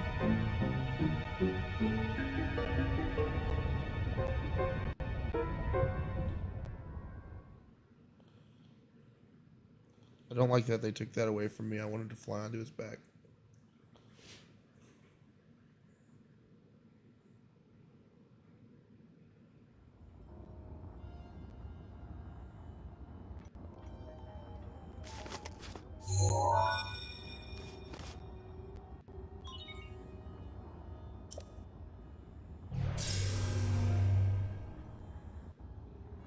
Hey, little guy. Long time no see. Oh, shit. I always knew you'd come back. You know, I never stopped believing in you. Thanks, buddy. You're here to take control of old Redania back from Ganon, eh? You're gonna need a map that shows the guts of this place.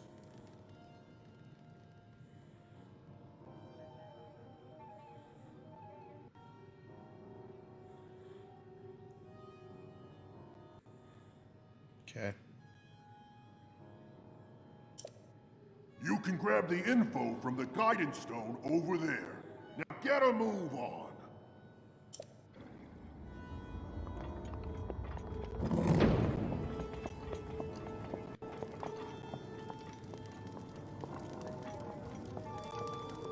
Why it gets so dark? I don't like this shit.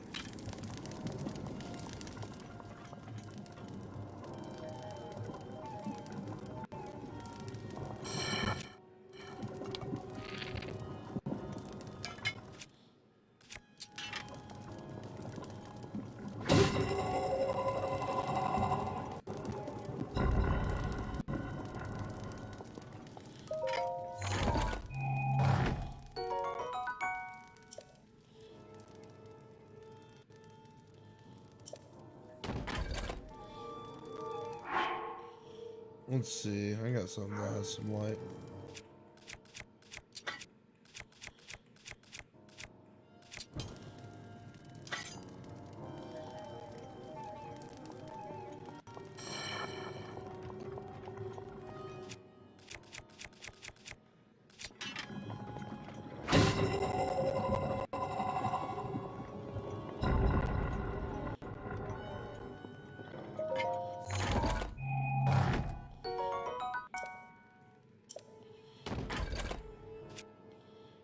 I'll take one of those.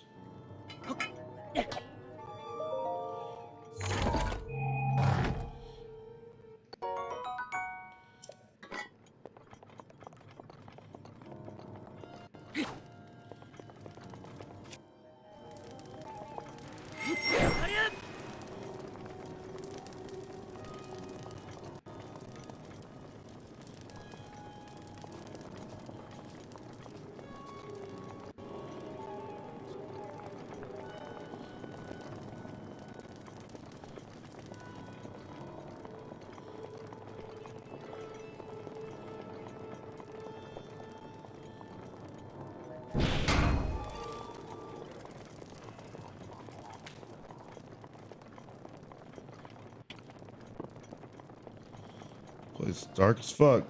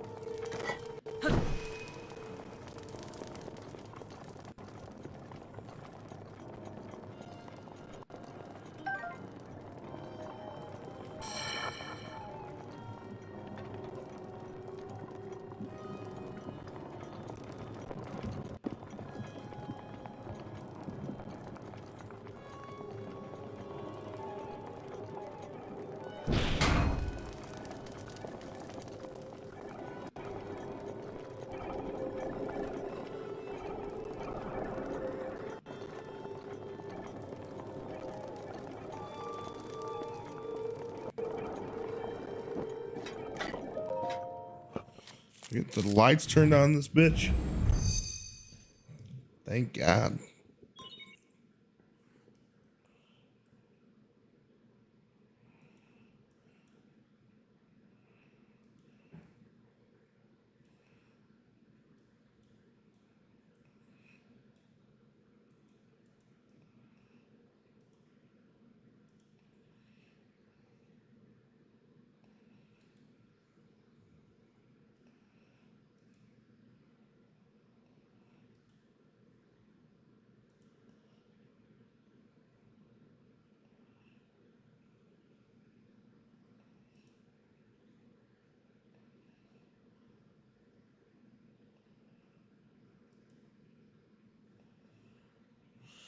Where's the chat?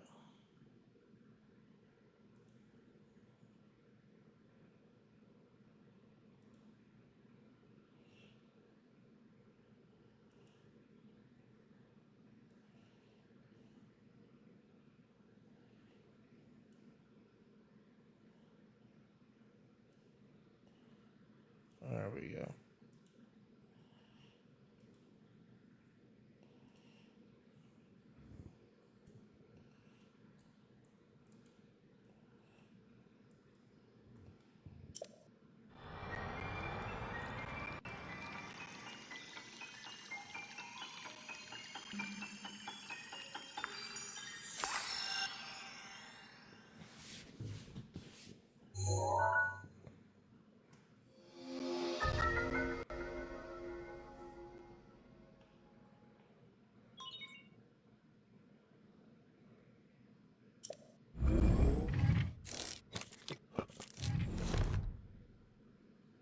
Nice job getting the map of the Divine Beast. The terminals that control Rudania are noted by the glowing points on your map. To take back Rudania, you'll need to activate all of the terminals. Okay. You got this, little guy.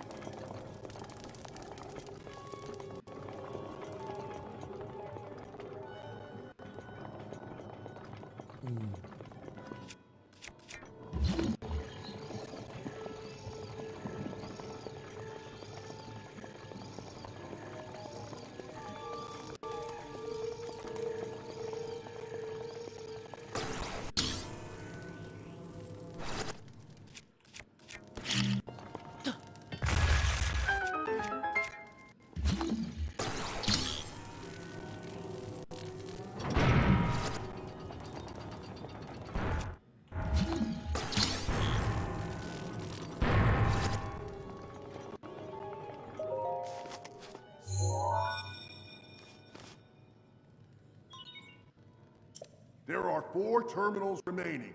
That's the way. Okay.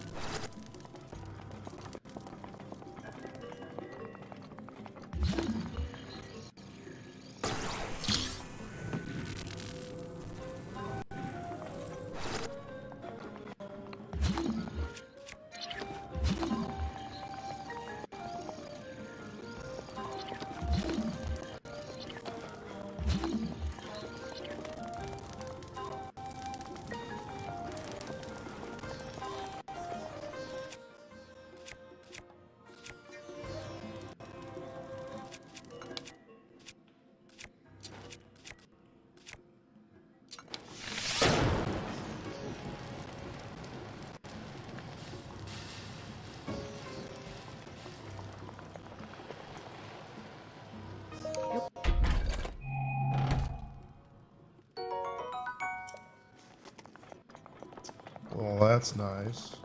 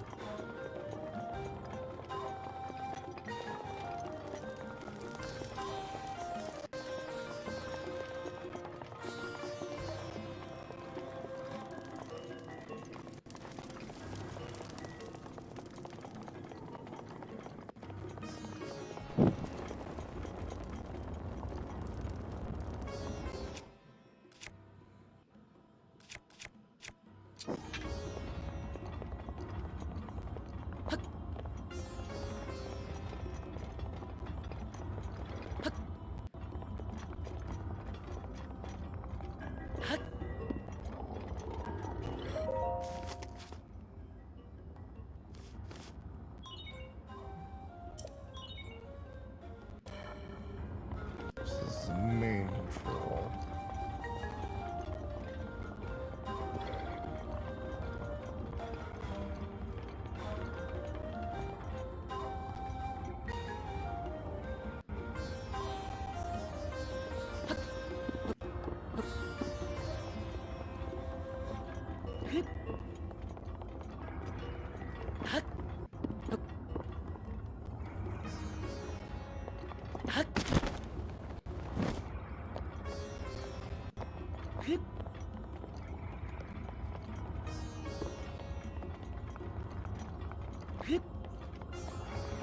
Interesting. So there's a blue flame out here. I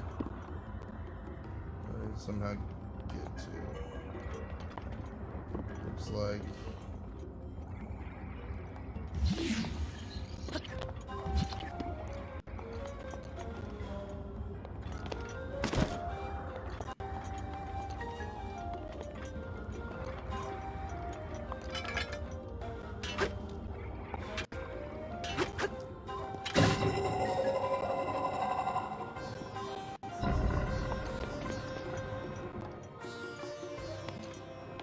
It's looking like we gotta get that box through here somehow.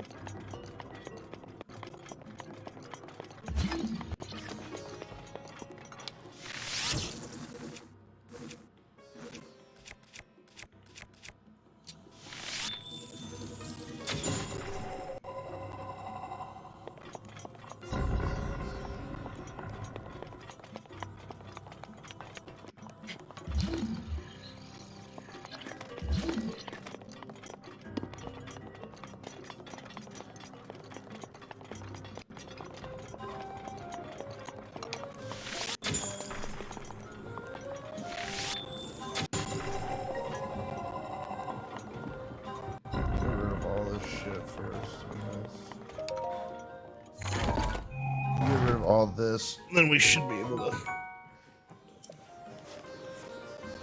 kind of work our way out of here.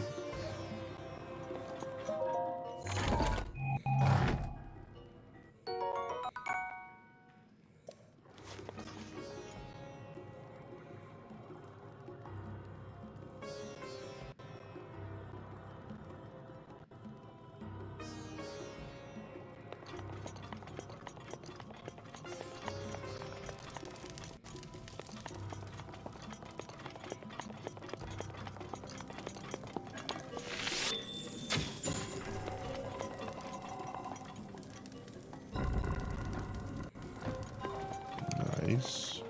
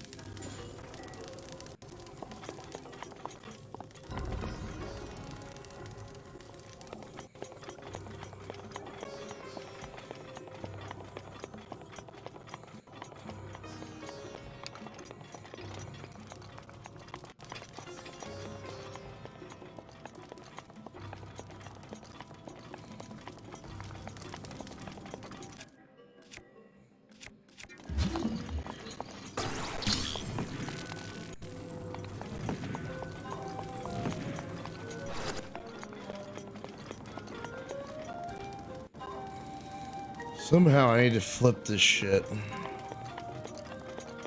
No, that's what I need to do.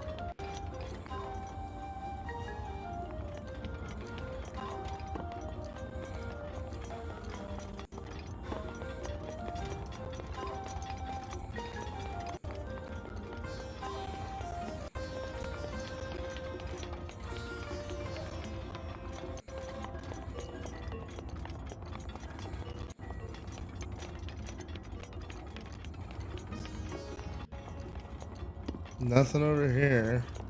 What the fuck?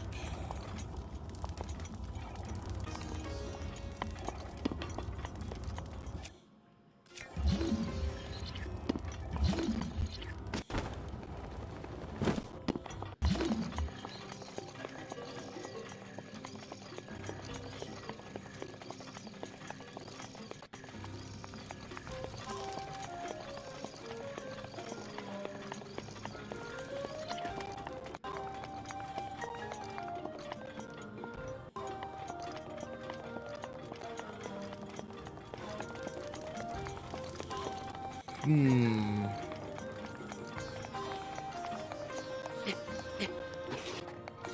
you gotta be a fucking way to turn this bitch.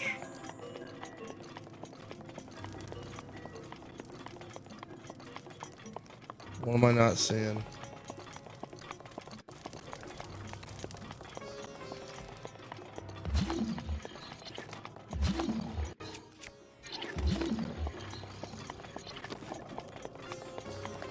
That's a terminal there.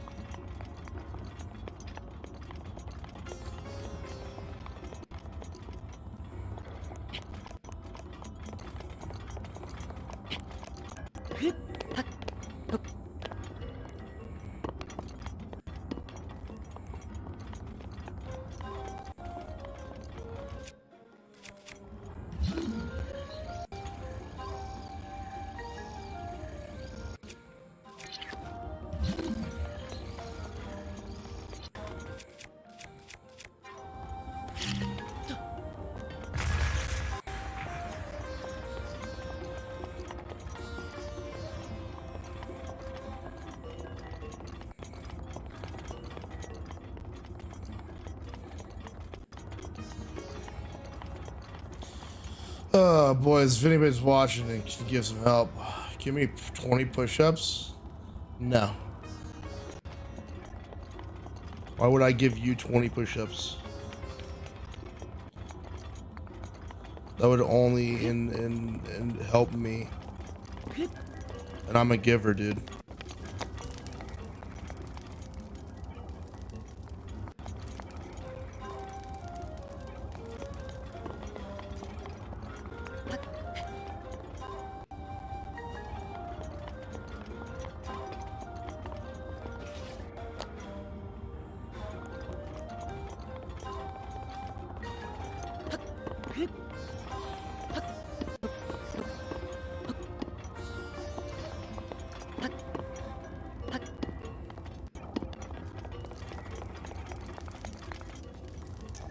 How the fuck do I do this?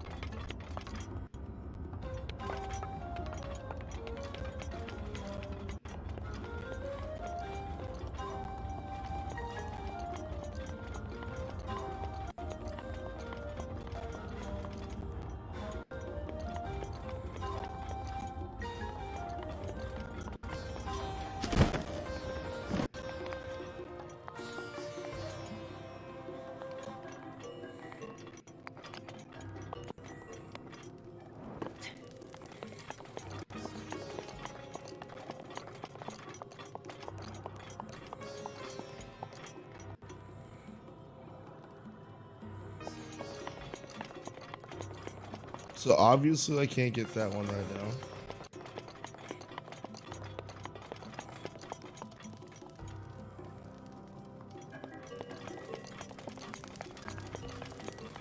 Where the fuck are the other ones?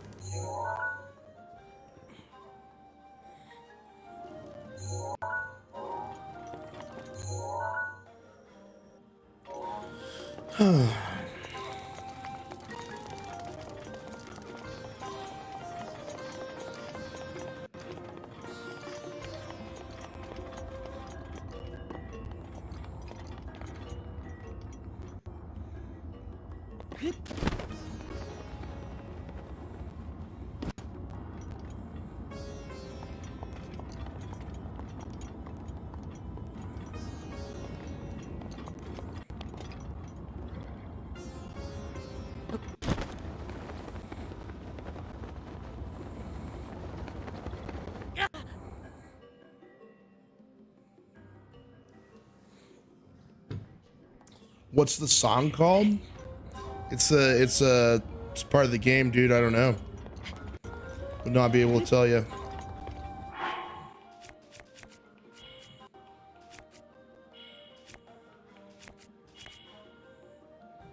Zelda song.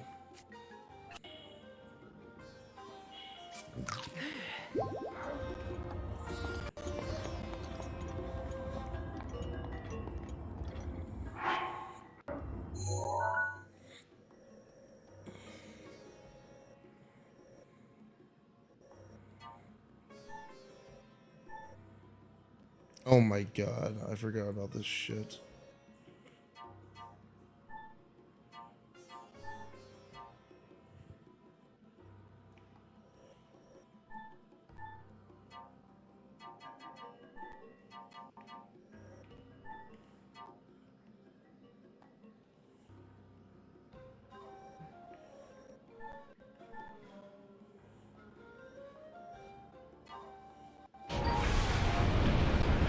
Oh fuck.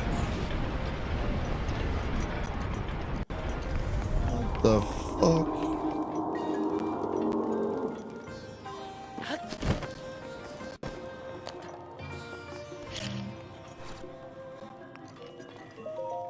I forgot about that shit.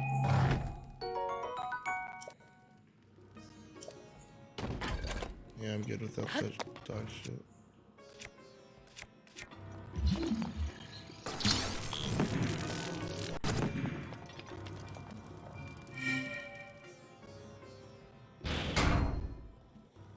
Nice.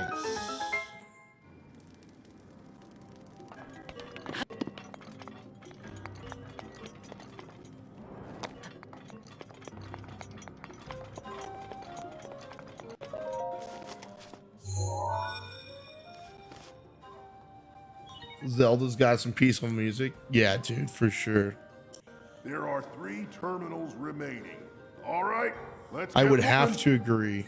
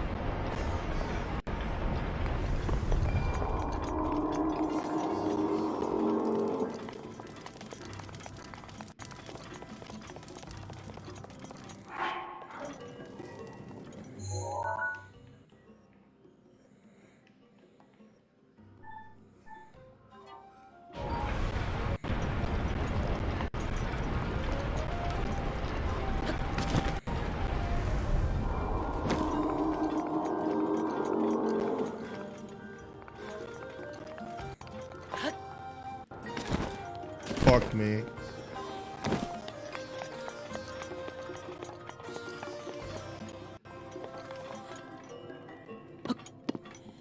God damn it.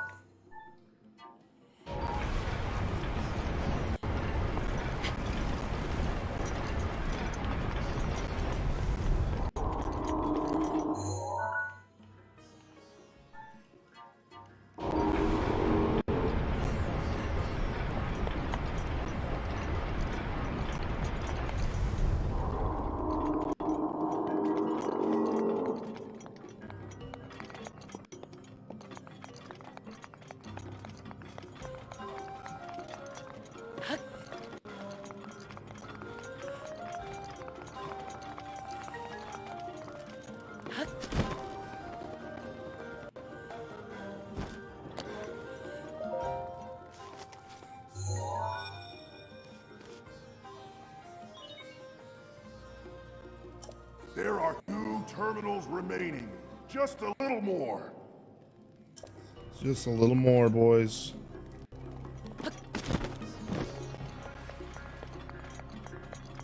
One's got to be up here.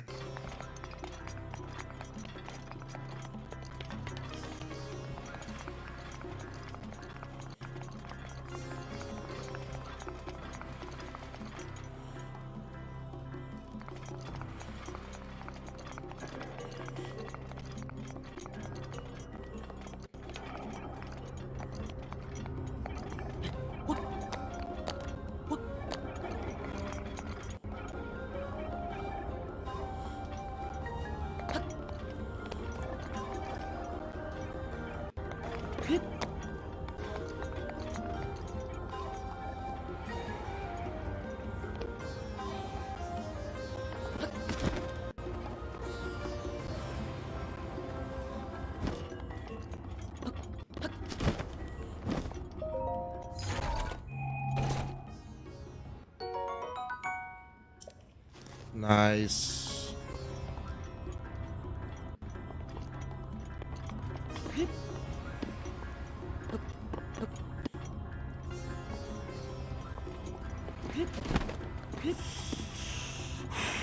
Alright, here we go.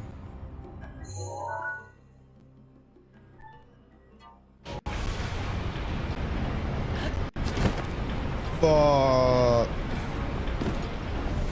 I missed it.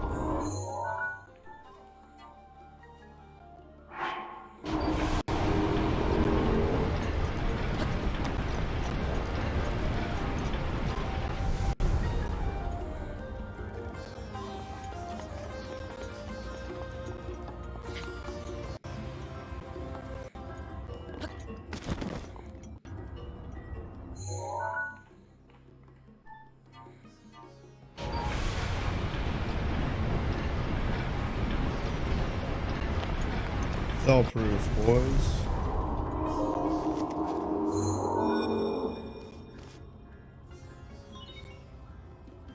Just one terminal remaining. Just one more. Okay.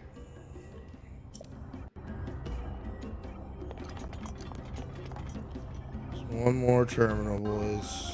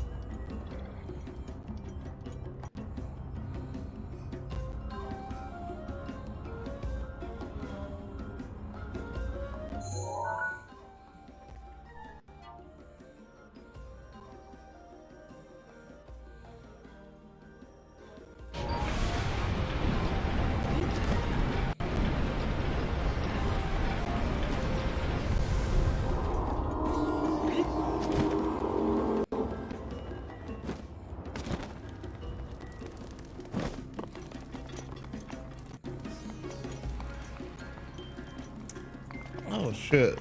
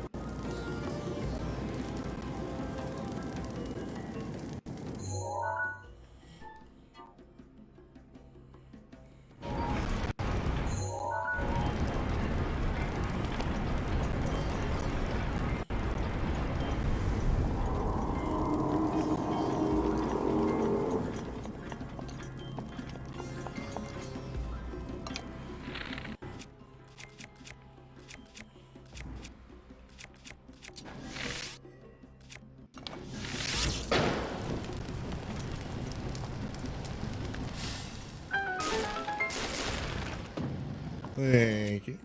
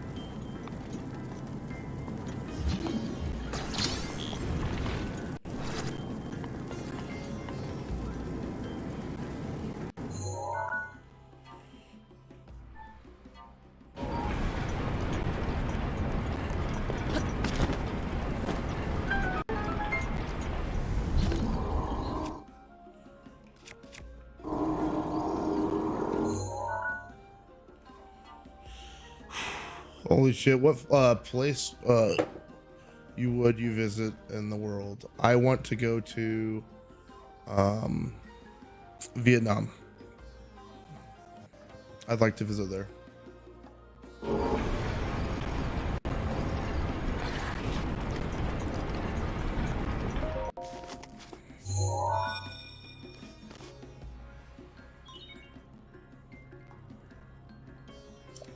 Nice. That was the last terminal. Now go ahead and start up the main control unit. There should be a new glowing mark on your map. You're gonna need to make your way over to that. Stay focused, little guy.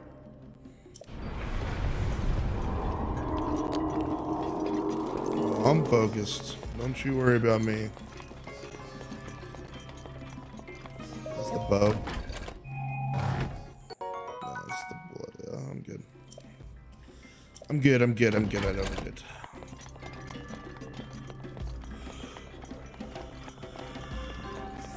Dang. Yeah. I think that'd be a cool place to go.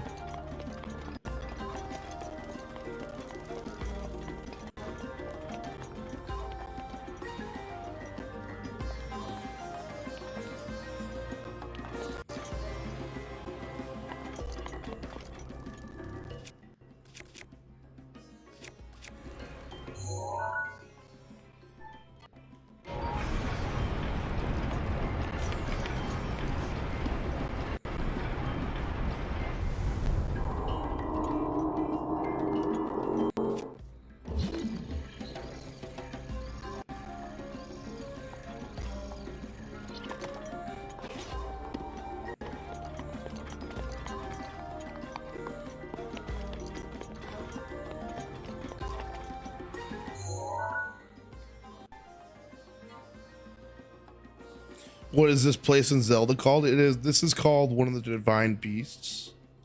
It's like one of the bigger dungeons in the game.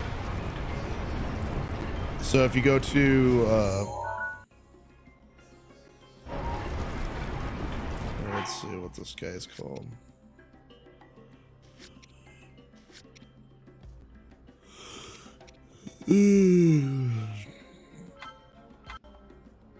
So it's time.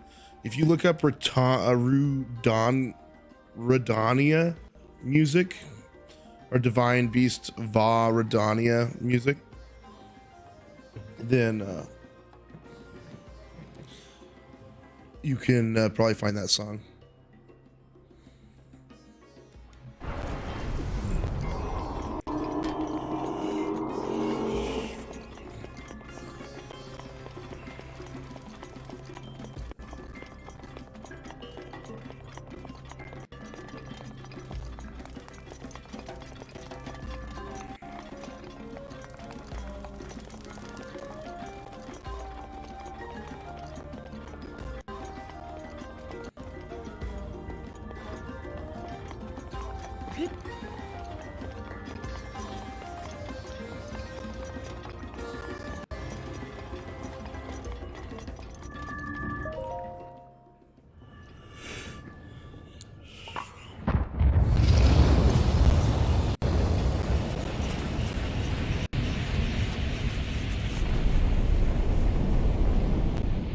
Oh shit.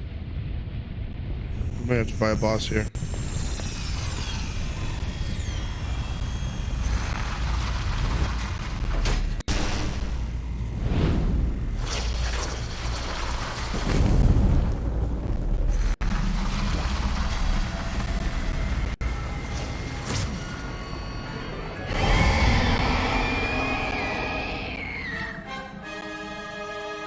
Fire Blight Ganon. Watch yourself now. That ugly pain in the crack is Ganon's handiwork. Thing got the best of me 100 years ago. Good luck, little guy. Go get him! Watch out for that sword!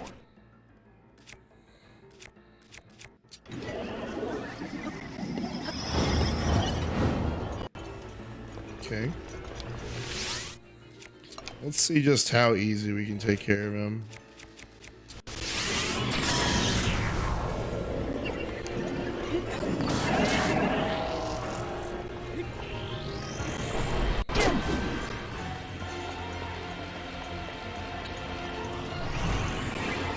Being a little bitch. Shit. Found it, thanks. There you go. I'm glad you found it, dude.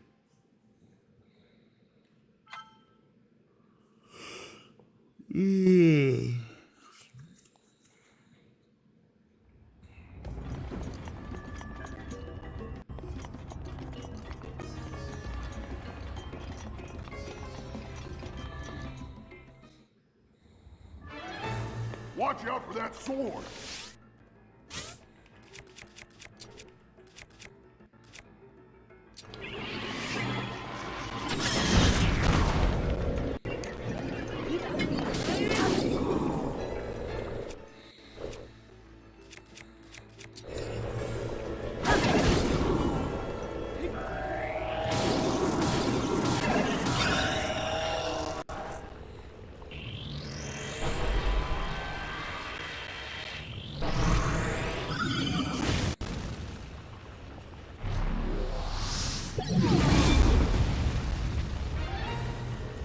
That flaming ball is dangerous.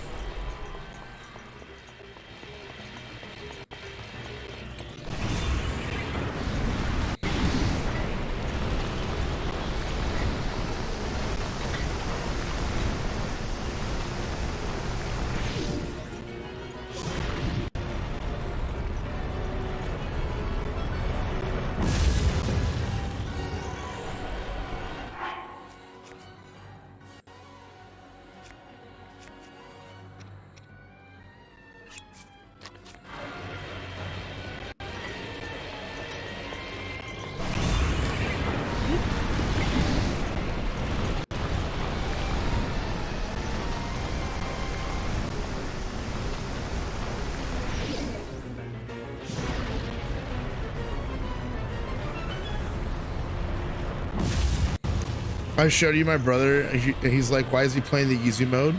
Play the hard mode? Well, this is the first time I've ever played through it, so.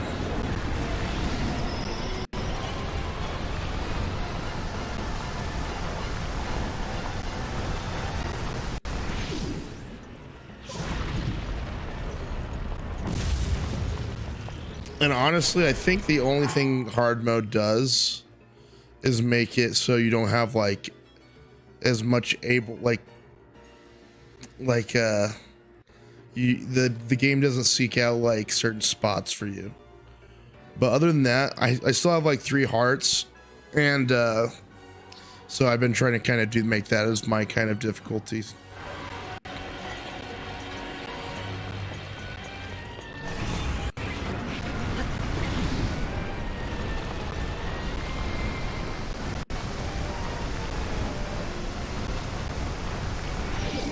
Just wait over for him to do this. Okay. Do it one more time.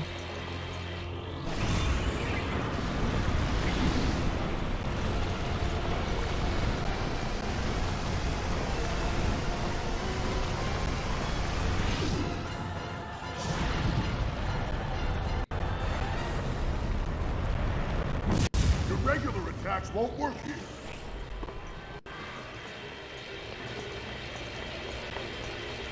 Does that mean my regular attacks won't work here?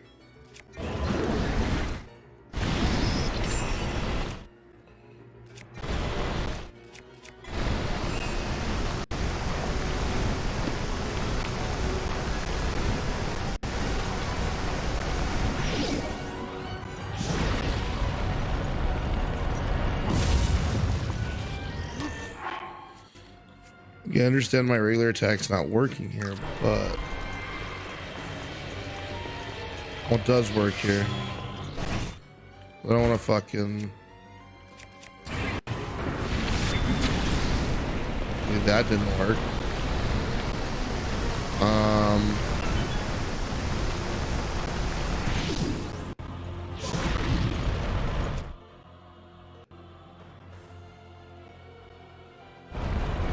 You know what I bet we have to do? But we gotta reflect it back at him.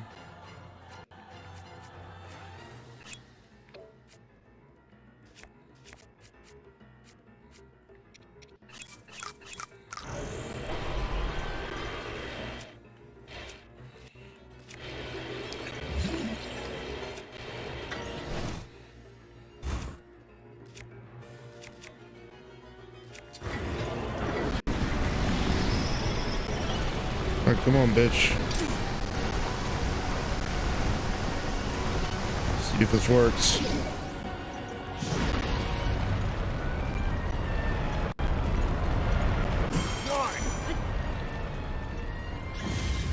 Alright, that seemed to work.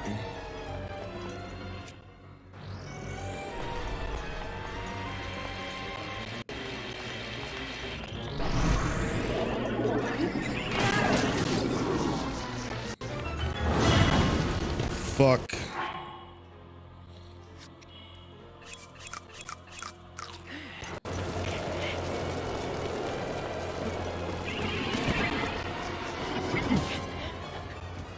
Fuck. You got me. Alright, I know what I need to do now.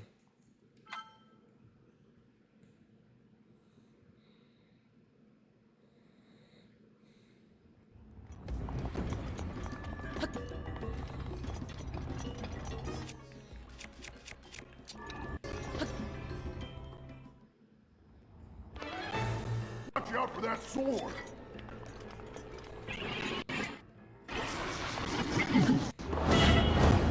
Fuck. I want to get one of these anyways.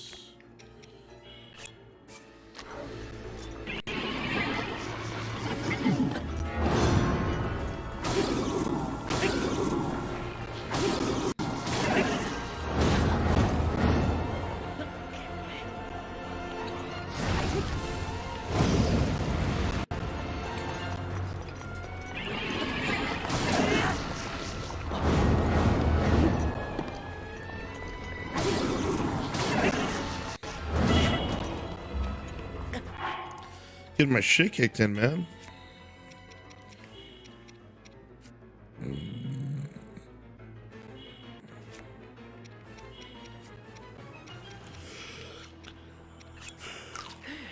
Okay, here we go.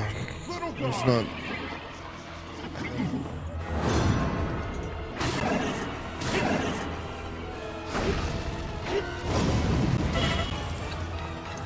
Fuck me. Fucking thumb's going numb, man.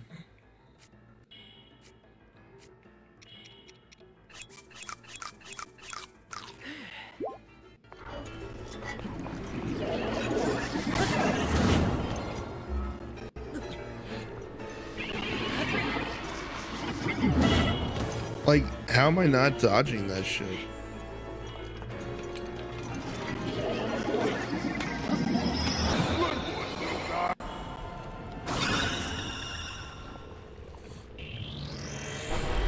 Alright, let's see if we can do this time.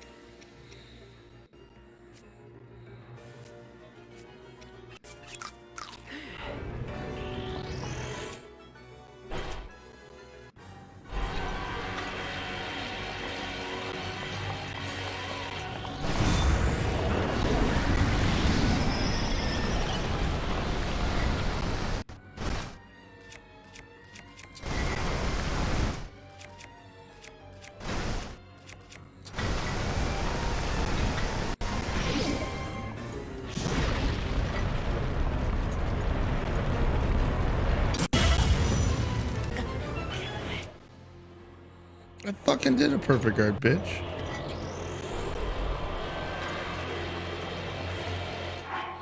Bullshit. Oh, the perfect guard if I've ever seen one.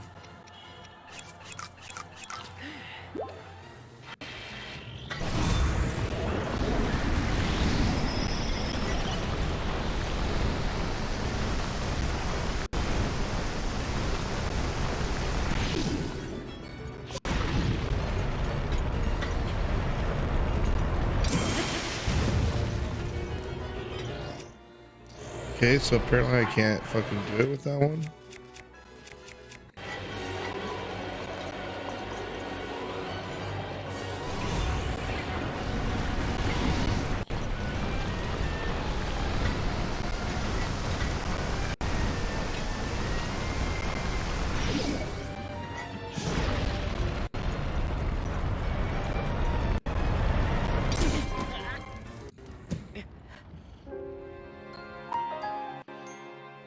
Bullshit game.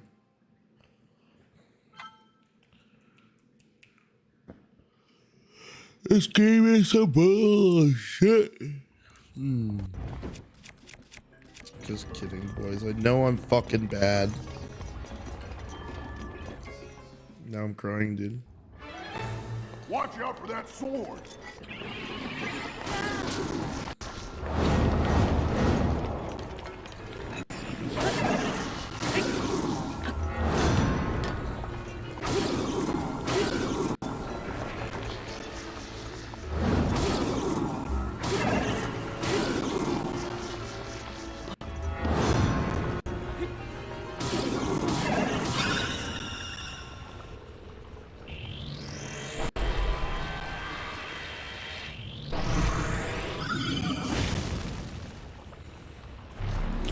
Let's see if we can do it this time. That flaming. Ball is dangerous.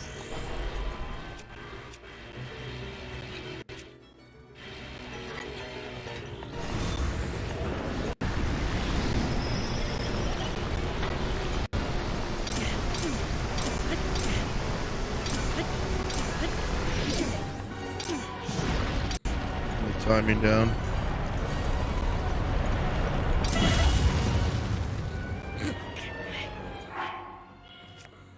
Gotta get the timing, dude.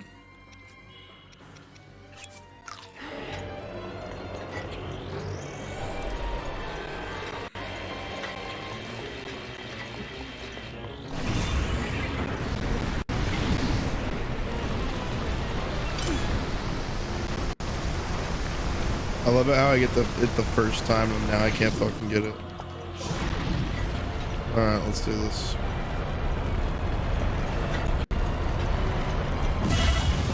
Fuck me. Fuck me right in the A, dude.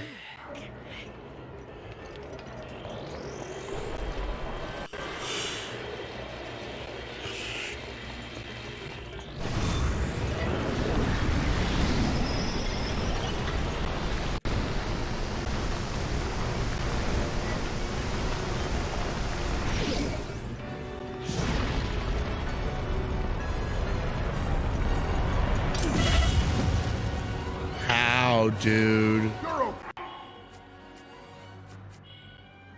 like, what the fuck am I doing wrong?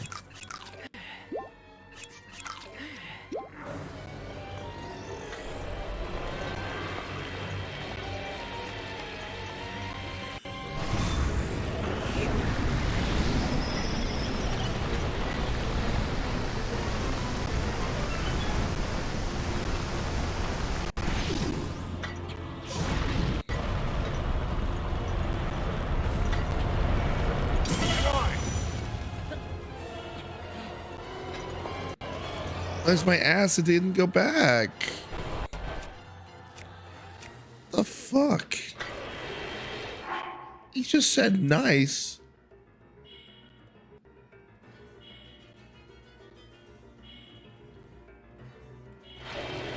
That's a tilter.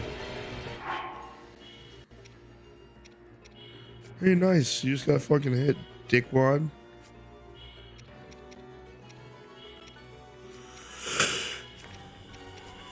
Oh, shit.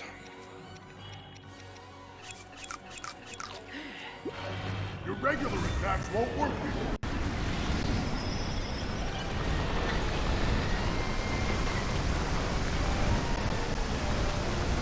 Let's get this.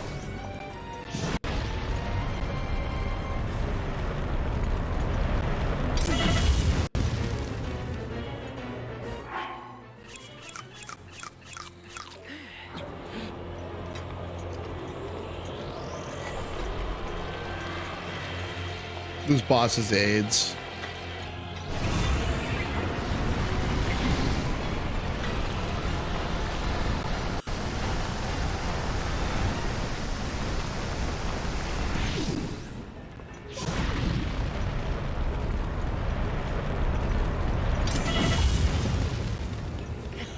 I'm doing it too early, I think. I think I'm doing it too early. I could not. I could be totally wrong about that.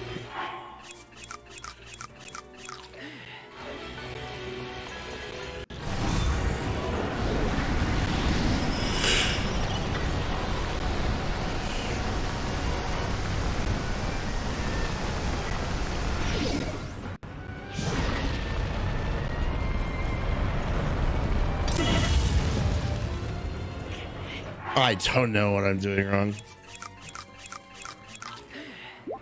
Get it together. Shut the fuck up.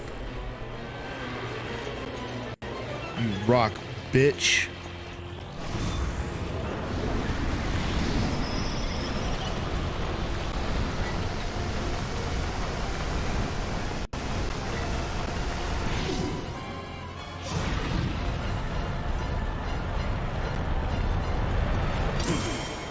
Thank God.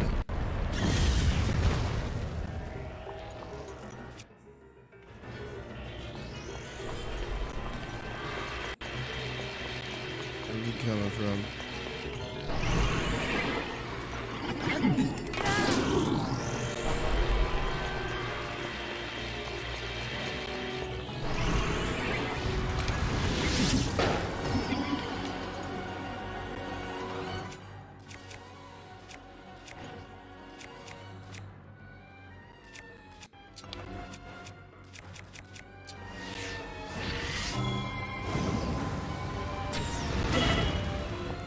Fuck me.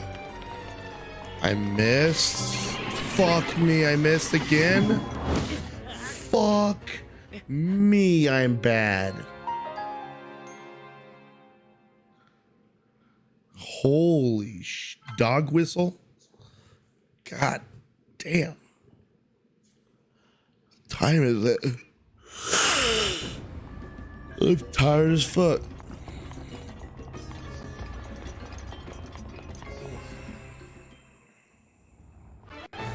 Watch out for that sword.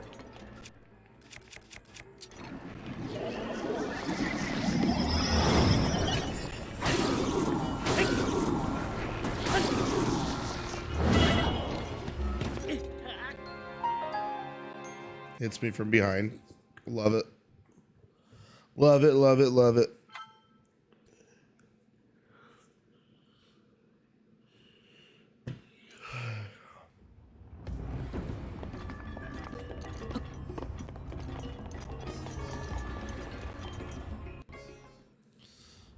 Killing this guy this time. Watch out for that sword.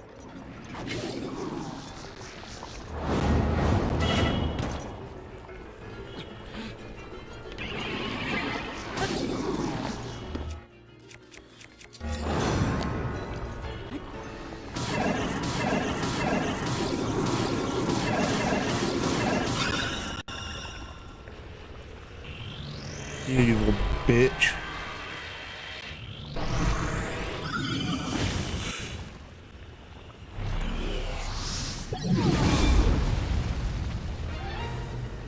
That flaming ball.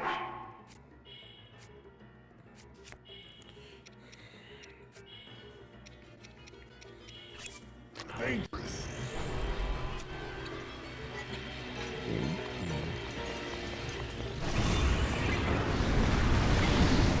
I think I got this time.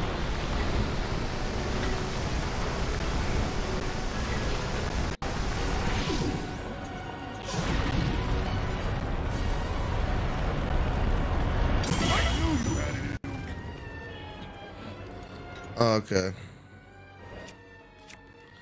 Just didn't do it. We knew I had hit it that one time.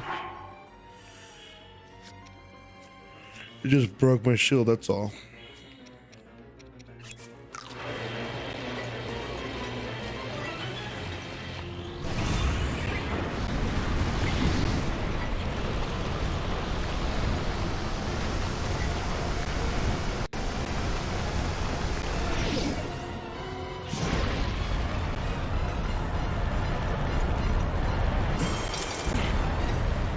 Shit on. Alright.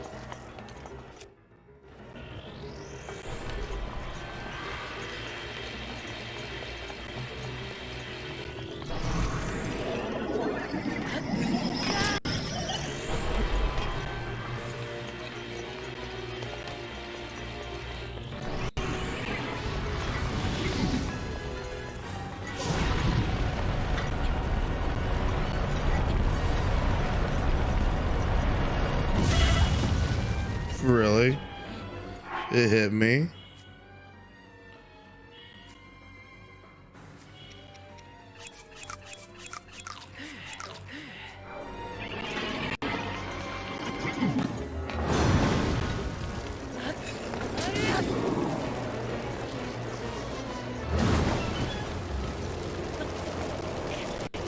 You're okay.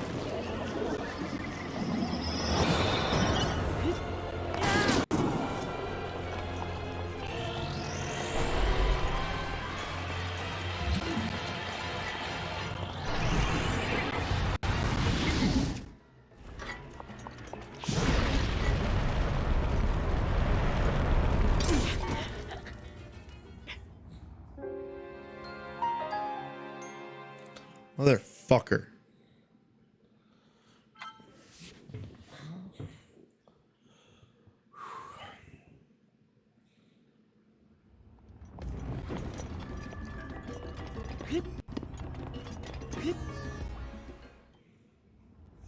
If I don't take it, get it this time, I'm gonna take a little break.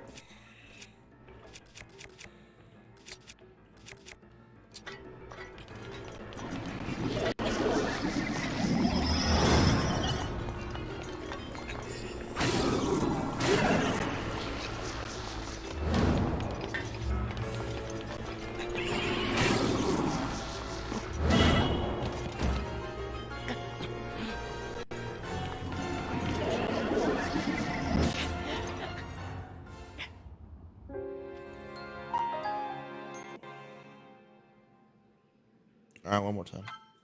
Take a drink of water.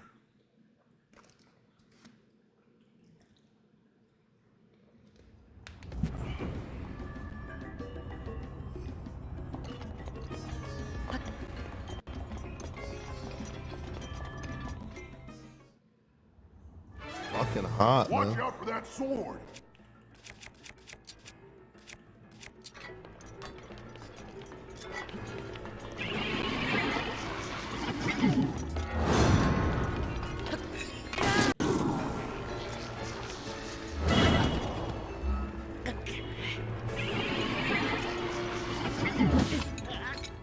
Like, how are you supposed to fucking dodge that shit? I guess maybe jump while he's in his backswing, but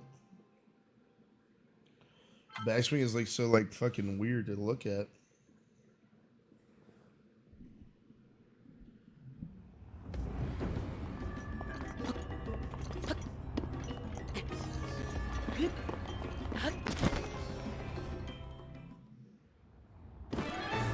Watch out. That sword.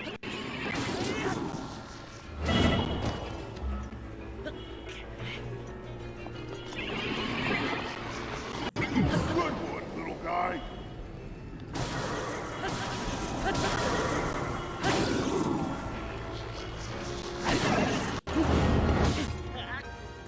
It is fucking hot in here. I'll be right back.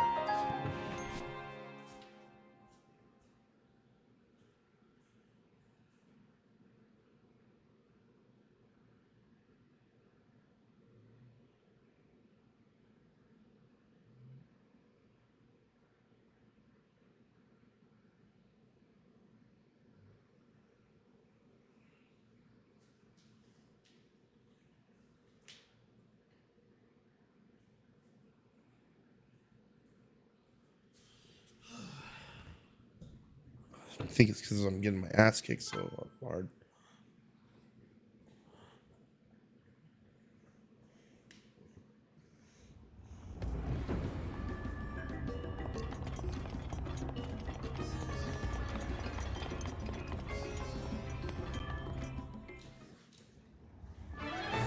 Watch out for that sword!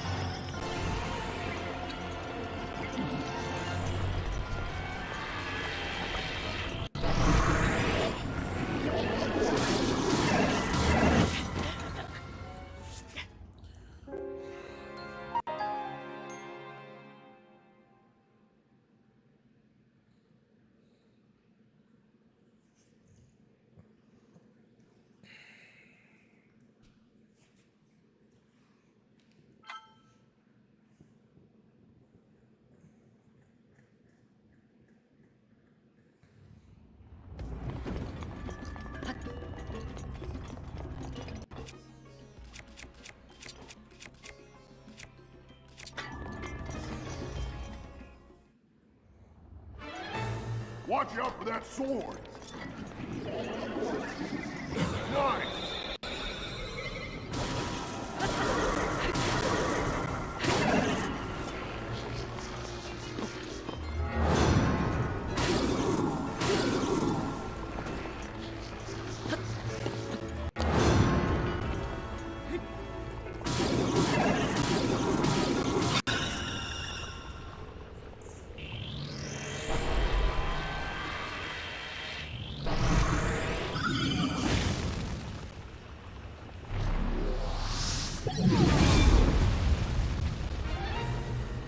That flaming ball is dangerous.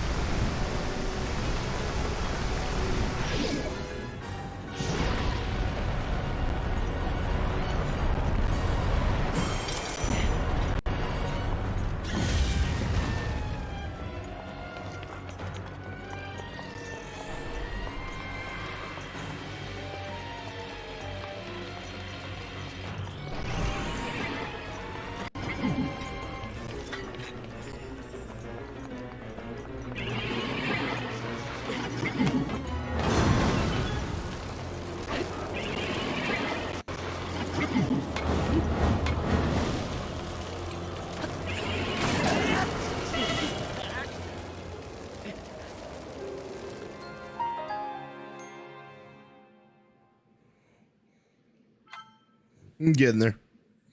Two transitions are easy for me now, I think.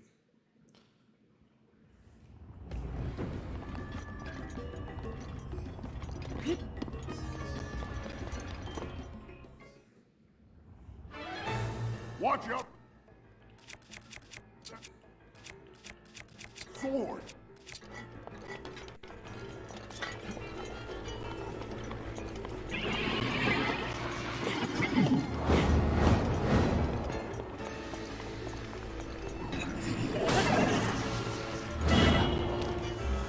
Fuck!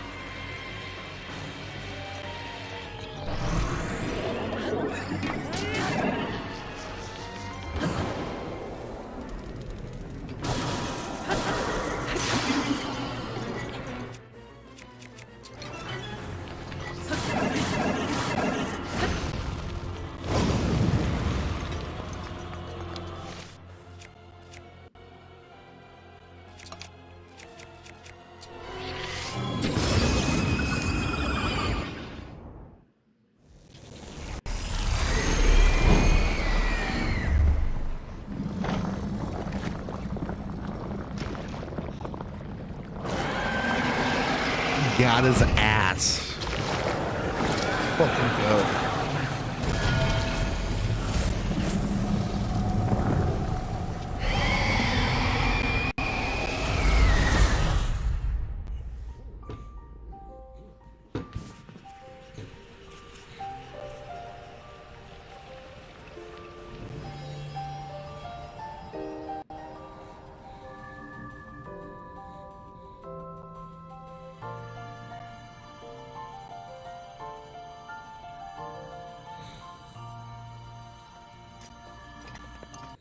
Oh shit. Giving me a heart vessel.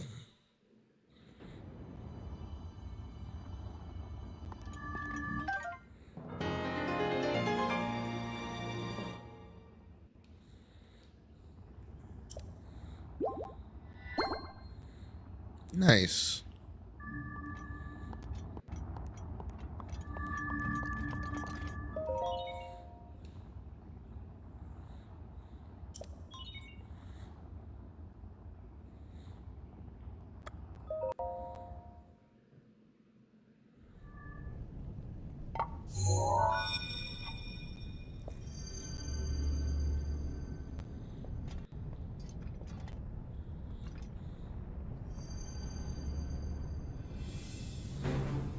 Great work, little guy. There he is, boys. I owe you big for this. Because of you, my spirit is finally free. Can't thank you enough. I feel like I should apologize. I was doing all I could to protect Hyrule when that thing got the best of me. Sorry that me wrestling with the rubble caused such a mess. The good news is, Rudania is now back under our control. That means that our century-old Ganon beatdown plan can finally go into effect. I'm gonna take this down the mountain. I'll have a better shot at Ganon there. And then, once you've made your way into Hyrule Castle, we're gonna light that thing up. I want to give you something. It's a special power of mine called Daruk's Protection. Love it. It's Give it to me, different baby. now that I'm a spirit, but it might be useful for you. Here it comes!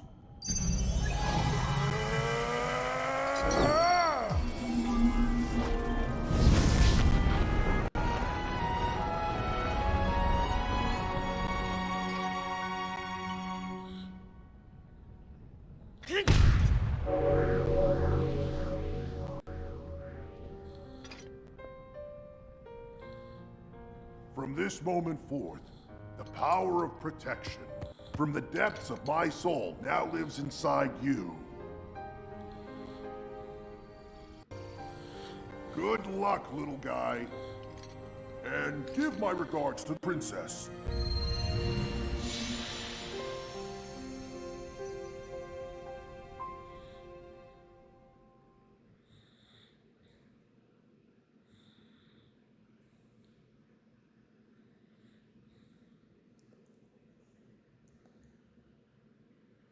That was beautiful.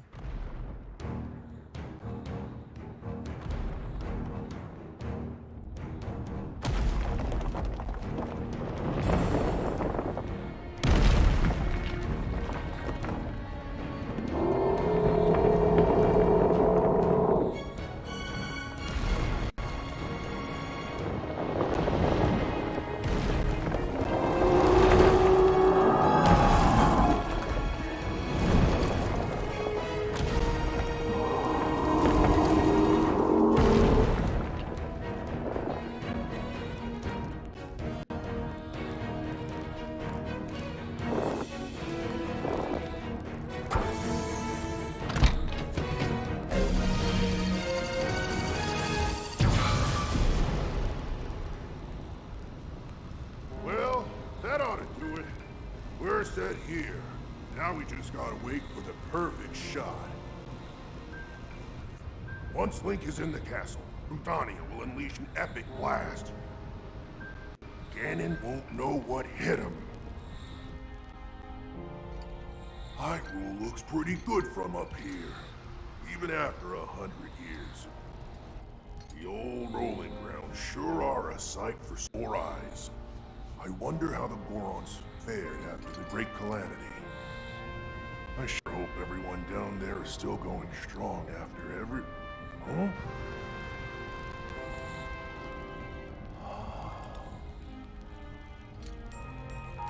Hey, look at that! Still going strong indeed! Ha!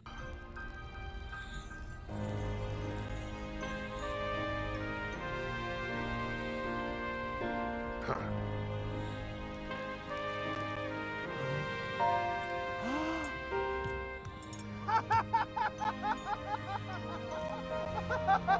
Yeah! Yeah!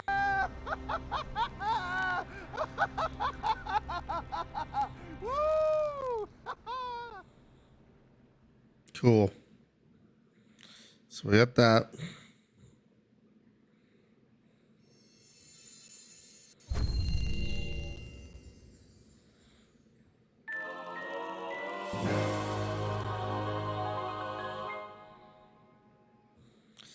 A protective power containing the perfect defense for champion. It will automatically protect you from all manners of attacks as long as you're holding left LZ or okay.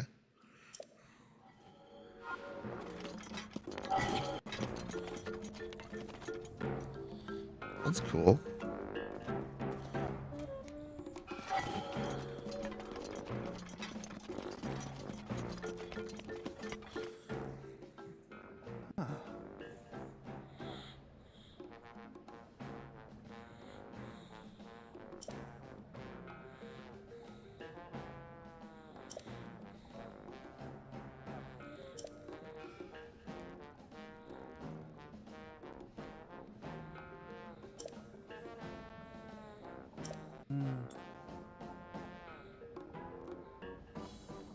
Huh?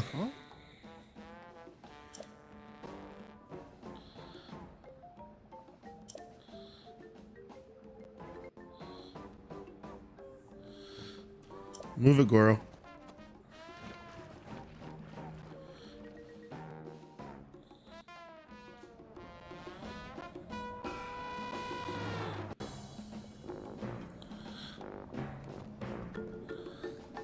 All right, let's go.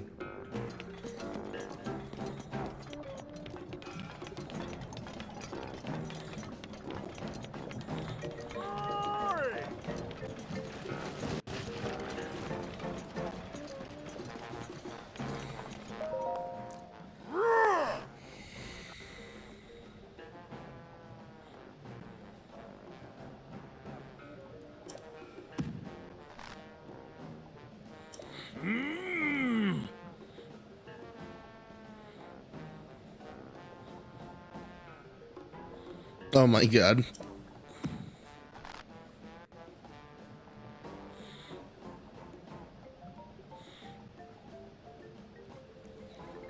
Imagine that, me.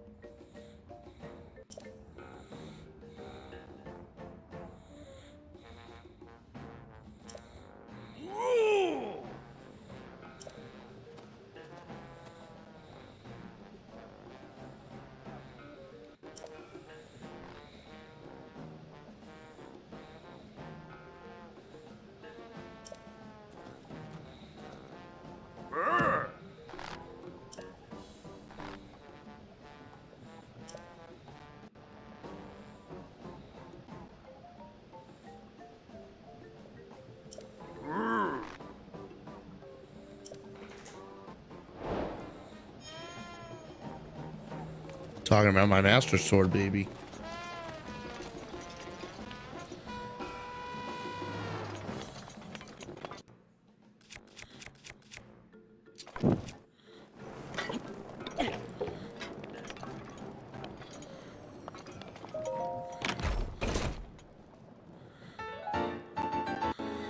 Boulder Breaker. This two-handed once wielded by the Gorgon champion Duroc.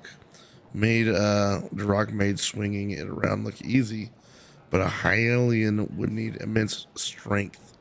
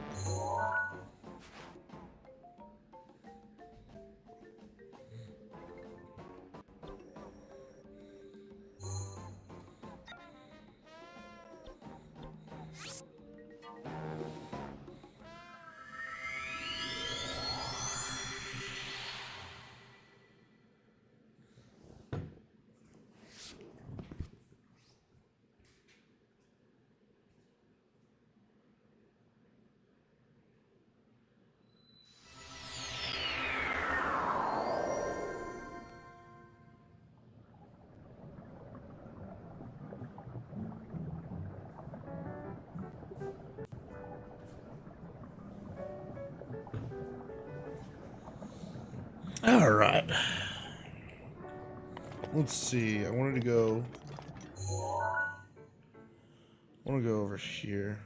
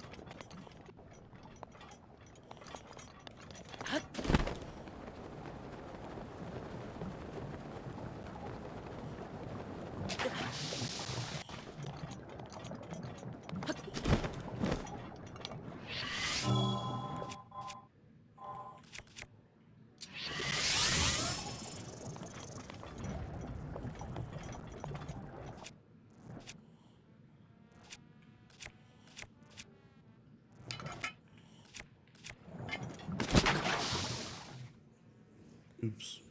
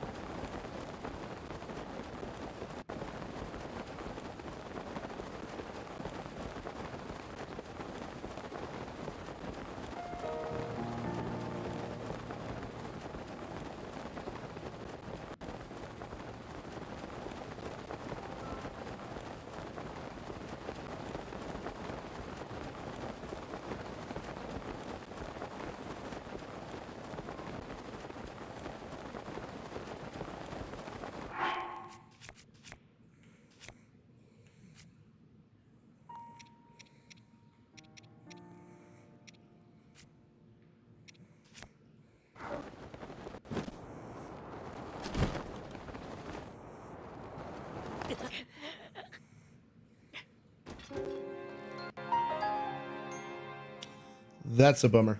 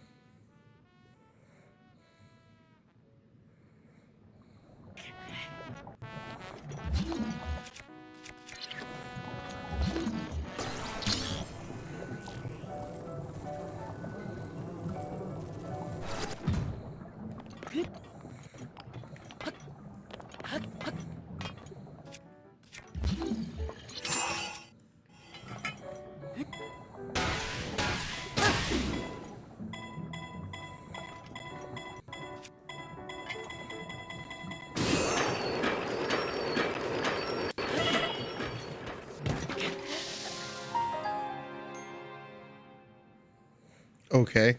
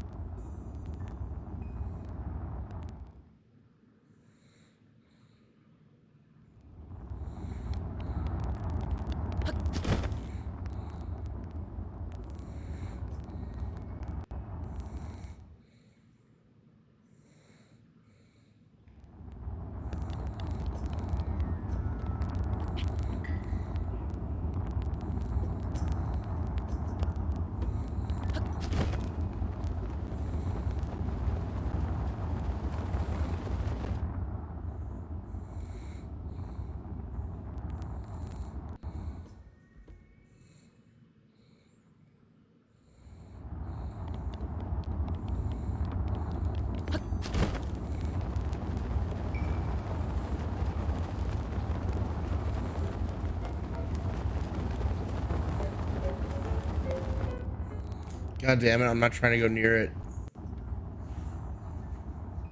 Trying to go around it, bitches.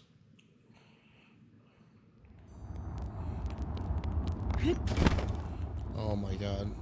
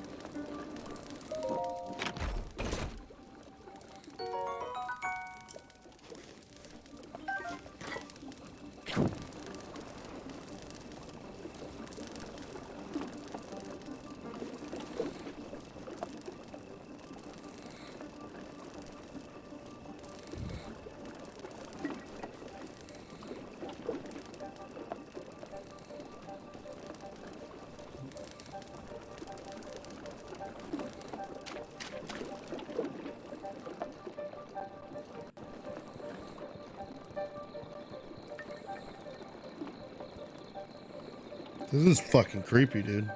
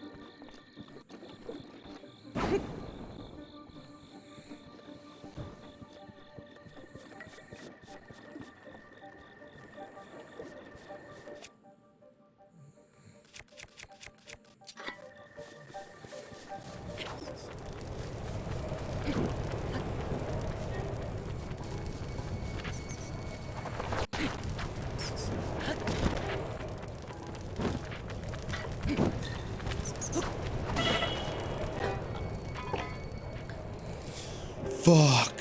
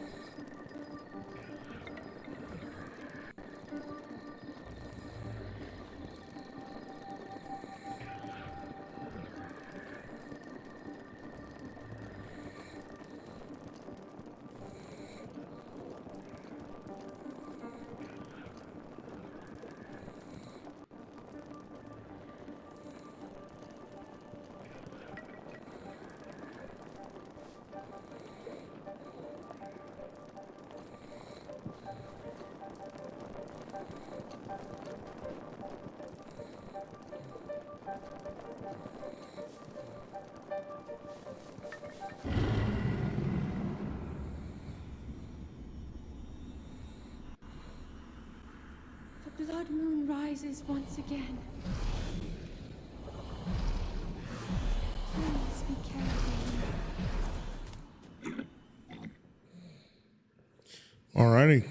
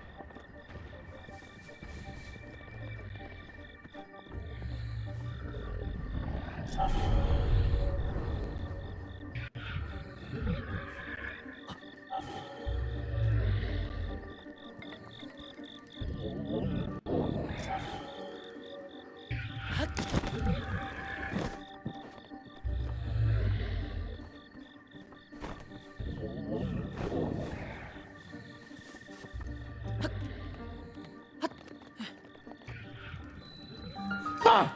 Shit, don't do that. Why do you do that? I can't hear anything. Don't do that. Come tap me or something. Jesus, or show yourself. God, you scared me. Huh? What?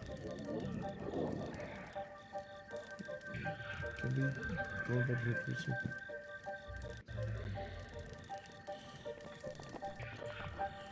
Fuck, you scared me.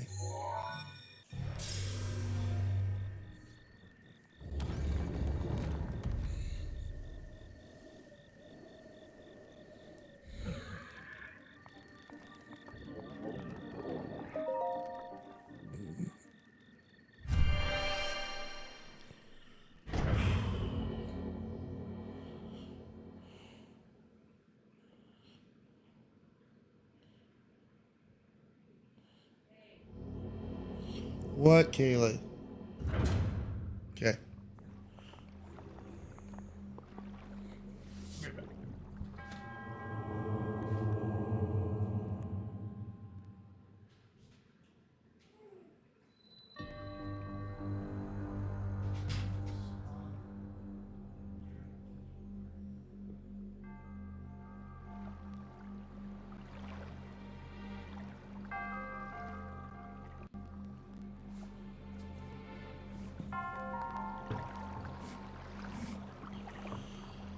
There's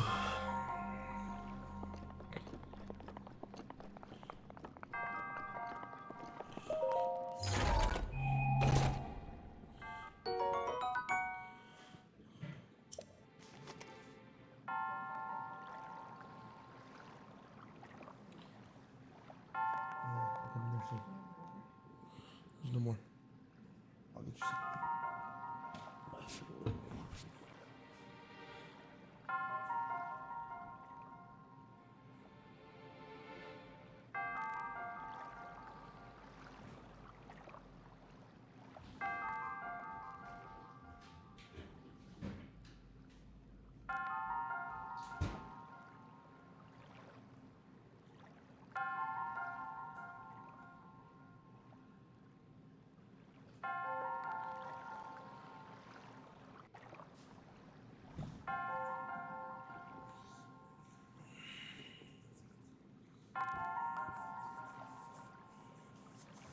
Be there in a few minutes.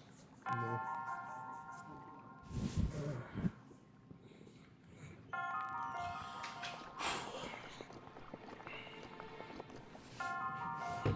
Sorry about that, boys.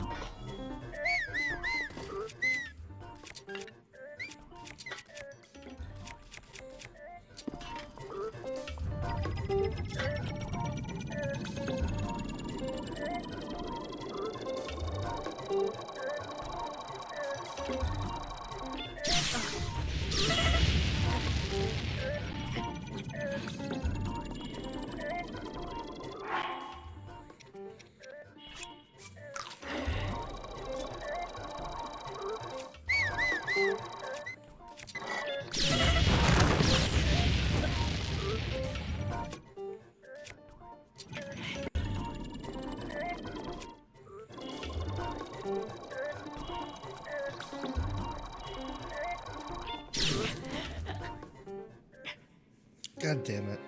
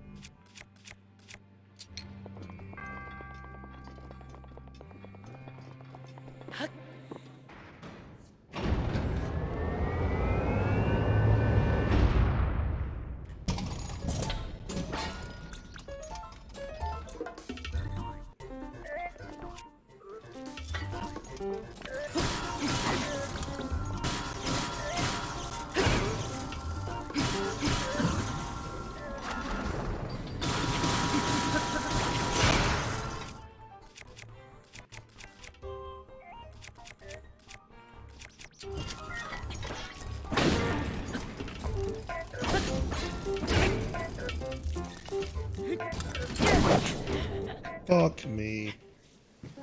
Fuck.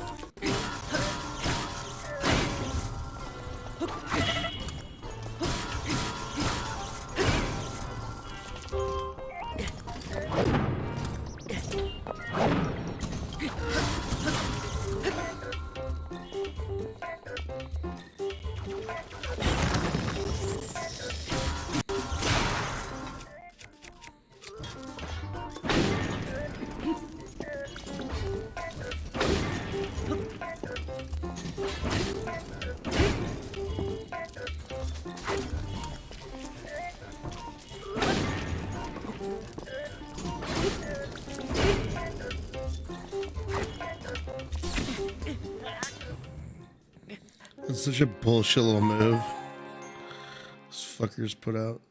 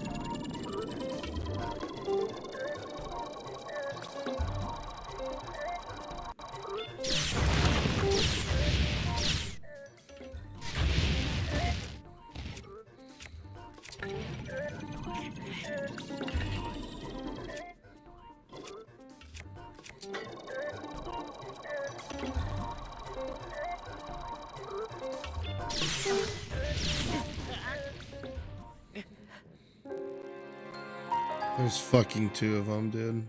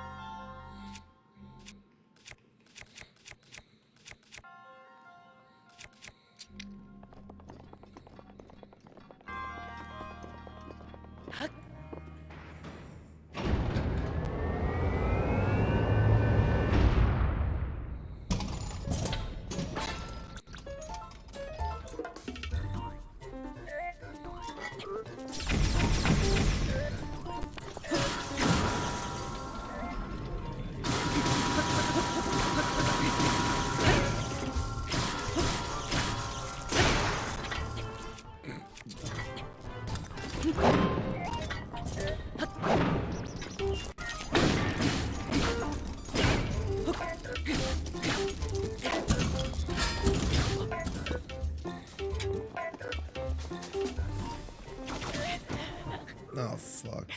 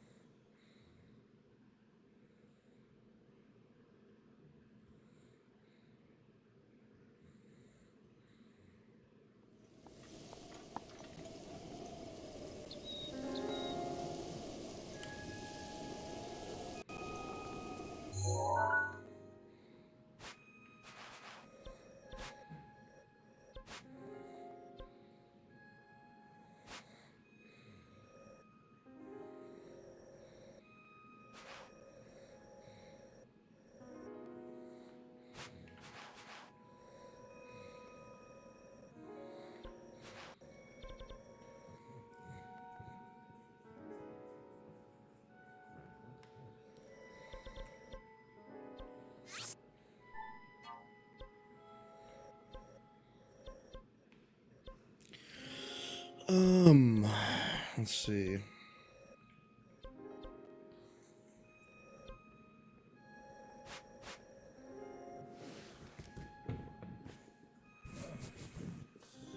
Do a little research real quick.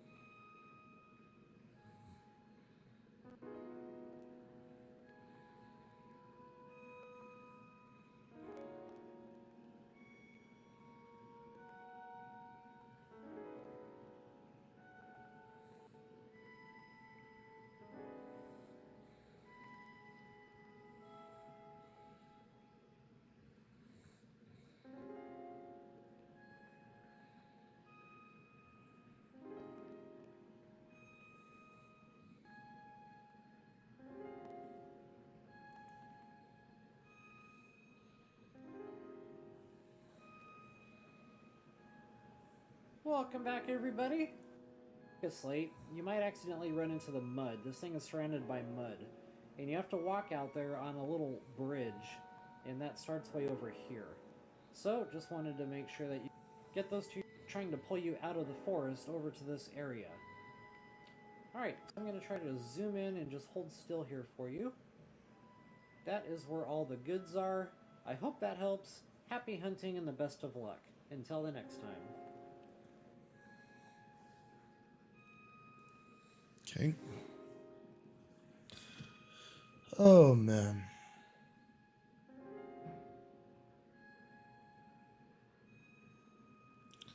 I gotta run to the bathroom, boys.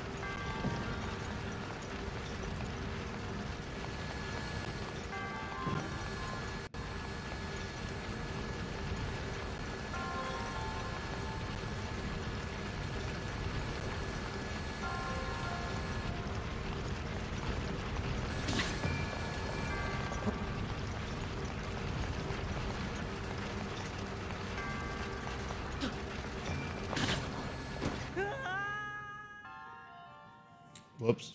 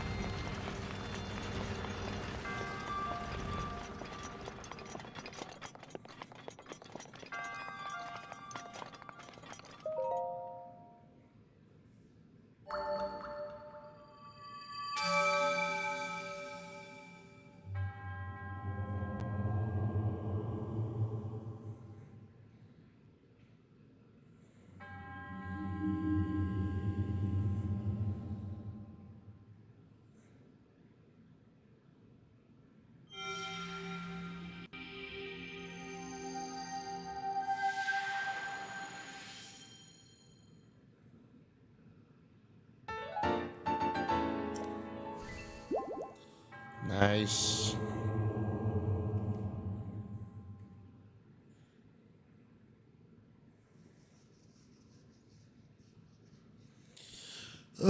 This may be where I end it, boys, for tonight.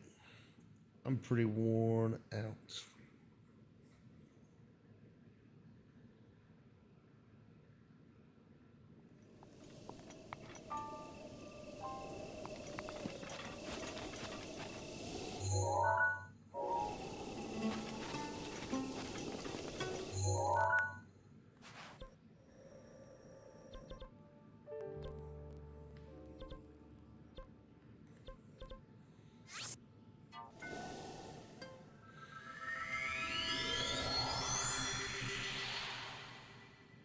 Turn on media requests? No.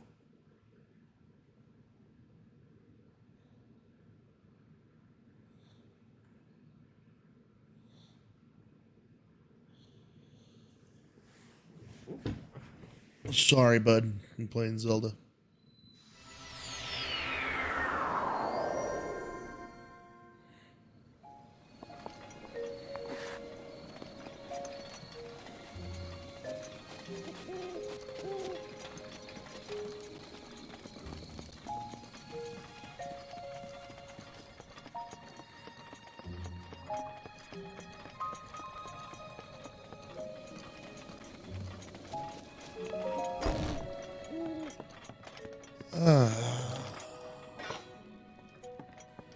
There we go.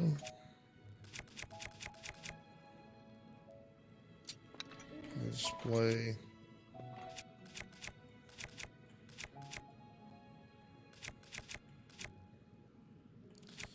Probably good to keep a couple of those on. We'll just play that.